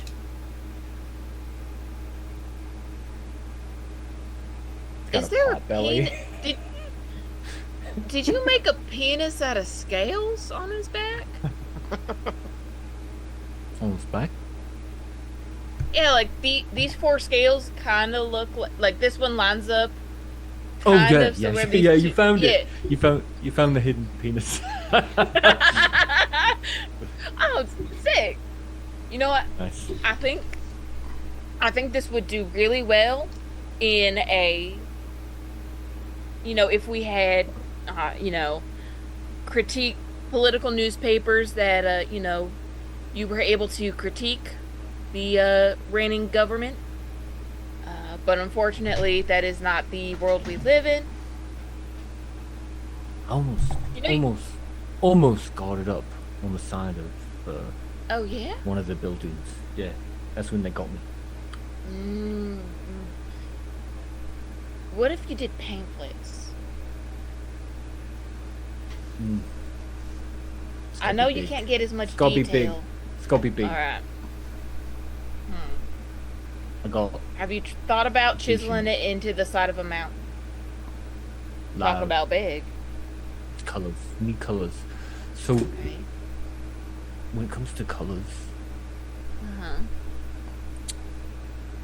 it's like red is strength, yellow duration, and blue range, and then you got mix the colors.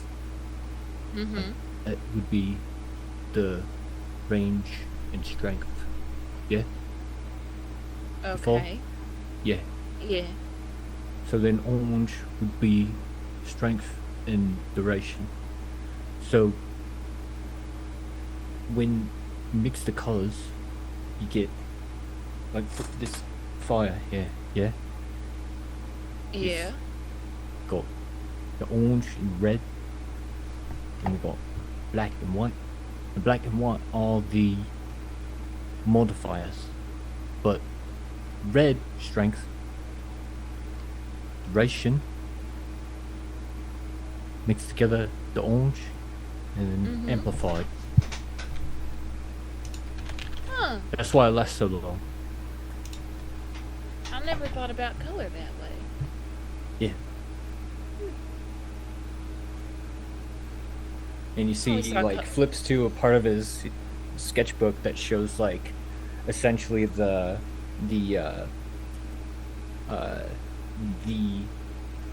what is it, that diagram of like the circles intersecting, like the 3 circles. Uh-huh. So it's like Uh-huh. blue, yellow, red, and then they intersect, and you see the mixed colors there.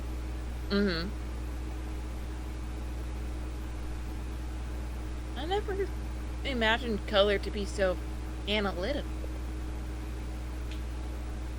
Always felt more emotional to me. Bit both. Yeah? Yeah. Well, actual color doesn't work the same way as the painting colors. Yeah? Because like with light, it's different. You mix the light colors and it comes out not the same.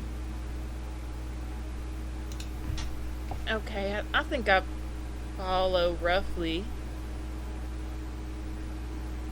I'm more of a, kind of just fuck around and find out kind of person. You seem to have really thought about this and, figured out what works and what doesn't. Put a lot of time into it. It's all of experimentation. Some stuff works, some stuff gets wobbly. Do you have any wobbly stuff I could look at? No, wobbly bad wobbly. But sometimes that's, someone's best work is what's wobbly. No, like bad explosions, whiplash on the sun. Like your painting attacks you? Metaphorically, yeah. So it's just abrasive to the eyes. No. It's like literal. Not. It's. Maybe later. We'll talk. I'll show you. But it's not the safest. So save it for outside the cave. Got it. Oh yeah. It's experimentation can get messy if you fudge the colors. Well, can't you just paint over the colors you don't like? There's a process. You can get black, Alright. but you get mix all the colors, you get black. Uh-huh. So Well, you get sort of a dark brown But most of the time. it's during application and ritual. Uh-huh. I realize I've never tried saying it to another person before. Now it's No, very I get it. You got a much. process, and every artist has his process. I get it. I kind of understand. well, But I think maybe seeing you in action might be a little clearer. yeah. You see him quickly kind of close his book, and he's like, "I'm asleep." Yeah, Okay, good night. thanks. And I'll tuck myself into my bedroll. And Tero, you might notice as I'm laying down, I just stop moving. Just fully frozen. All right. So as the four of you drift off into sleep, just leaving Tero by himself. Are you doing anything while you're... You only need 4 hours of trance. Are you doing anything like on your watch, technically? Gonna do the trance. Gonna just sit there, watch his new friends sleep, get to know them better. Okay. As you sit there watching them sleep, about 2 hours into post-trance, or about an hour into post-trance, you hear what sounds like wagon wheels moving down the road just outside the den, like coming in this direction. And you kind of hear a grunting noise, and then someone go, "Well, darn it! Fucking wheel fell off." Ah, damn it. It's gonna take forever to fix this fucking shit. God Like, damn it. creep up to the edge of the den. Yeah, you creep over the edge, you see there's a wagon on the side of the road. And it's like one of those wagons that you pull.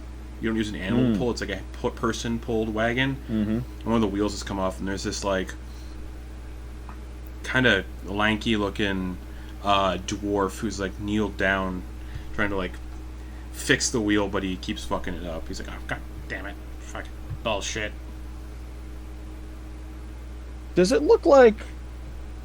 What's in the wagon? What am I looking at here? Who is this guy? He's a lanky-looking dwarf. He's got, like, one of those fur hats. It's got, like, the flaps on the sides.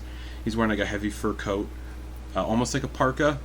And in the back of the wagon, looks like it's just full of, like, junk. Like, trinkets and belongings and blankets, wheels. Just assorted crap.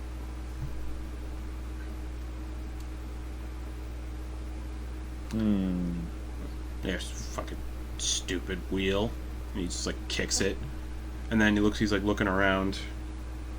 I'm gonna... Yeah, so there's a moment where Tero's like, I should go murder this man. But then he's like, my new friends seem like they might not be down for that, and I should ask first. So failing that, and he'll just, like...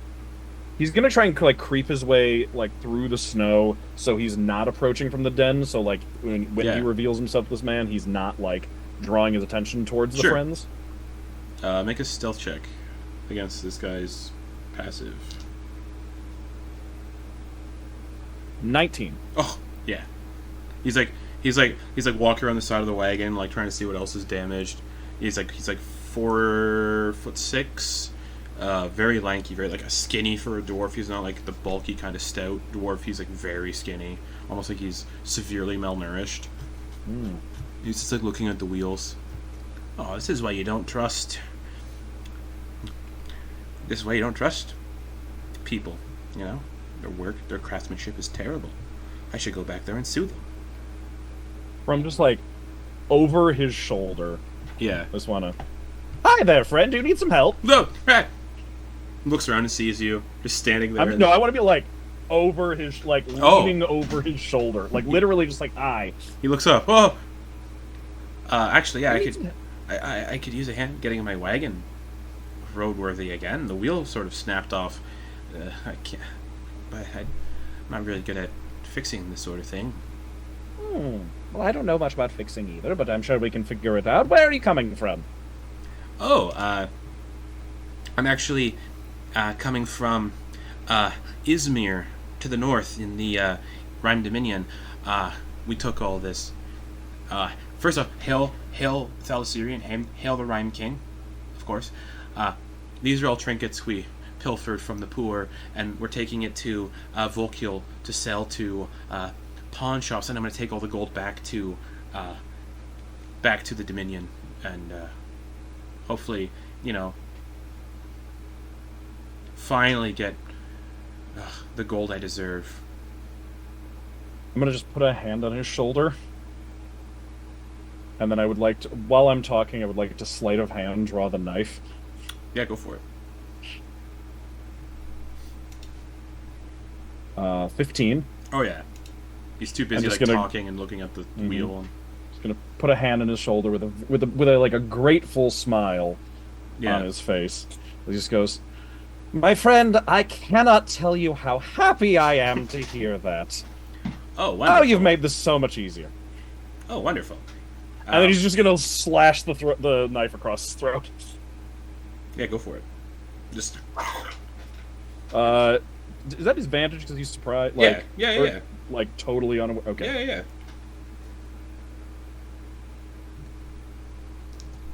It's a 23 to hit. Oh, absolutely. Okay, that'll be 5 sneak attack. Oh yeah. Okay, yeah, this is a sneaky attack. So 8, and then just for good measure, we're about to go to sleep anyway. Add a cruelty d6 onto that as well. For another 4, so that's 12 damage. The blood like starts like spraying at the wagon that's just like here on the side of the road, and he's like clutching his throat, looking up at you like, what the fuck? And he goes to like draw like a small little blade on his side as he's spurting blood, and he stands up and then kind of just starts staggering away. He starts like this. I'm just gonna follow him at like a slight distance. He starts to like stagger into the forest, and he's like moving away from the den on the opposite side. He's like using the trees as balance as the blood is just like spurting out into the snow. I'm just gonna follow him at a slight distance, just like watching him, observing. And as you do, you just feel this like in your ears. You just hear this like this beating of a heart. Like it's almost like you're hearing this person's heartbeat like quickening, and then starting to like slow as he's like, you know, dying. As he's like just struggling, stumbling, looks back at you, and it's like he sees something that he didn't see before in your face. Seems confused for a second, and then he kind of just falls backwards into the snow. I think we can all agree that stealing things from the poor makes you a bad person. And is just gonna go just rifle through his pockets and take whatever that small blade was he was reaching for. It's like a tiny little makeshift knife with like it's like a piece of metal with like twine wrapped around the handle. Oh, that's worth this. Just gonna fling it into the woods. Disappears into a snowdrift. All right. And then anything else worth mentioning in the pockets, or 2 copper pieces. Ooh. Did we divvy out the Electrum already? Yeah. Today? Yeah. Okay. 18 Electrum, yeah. Yes. Okay. I have money now. Lovely.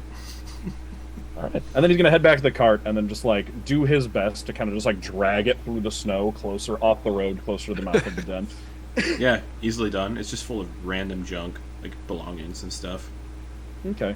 Is there a blanket in there? Yeah, like He's a gonna- big fur blanket. Wrap himself up with that as he just like rifles through the junk.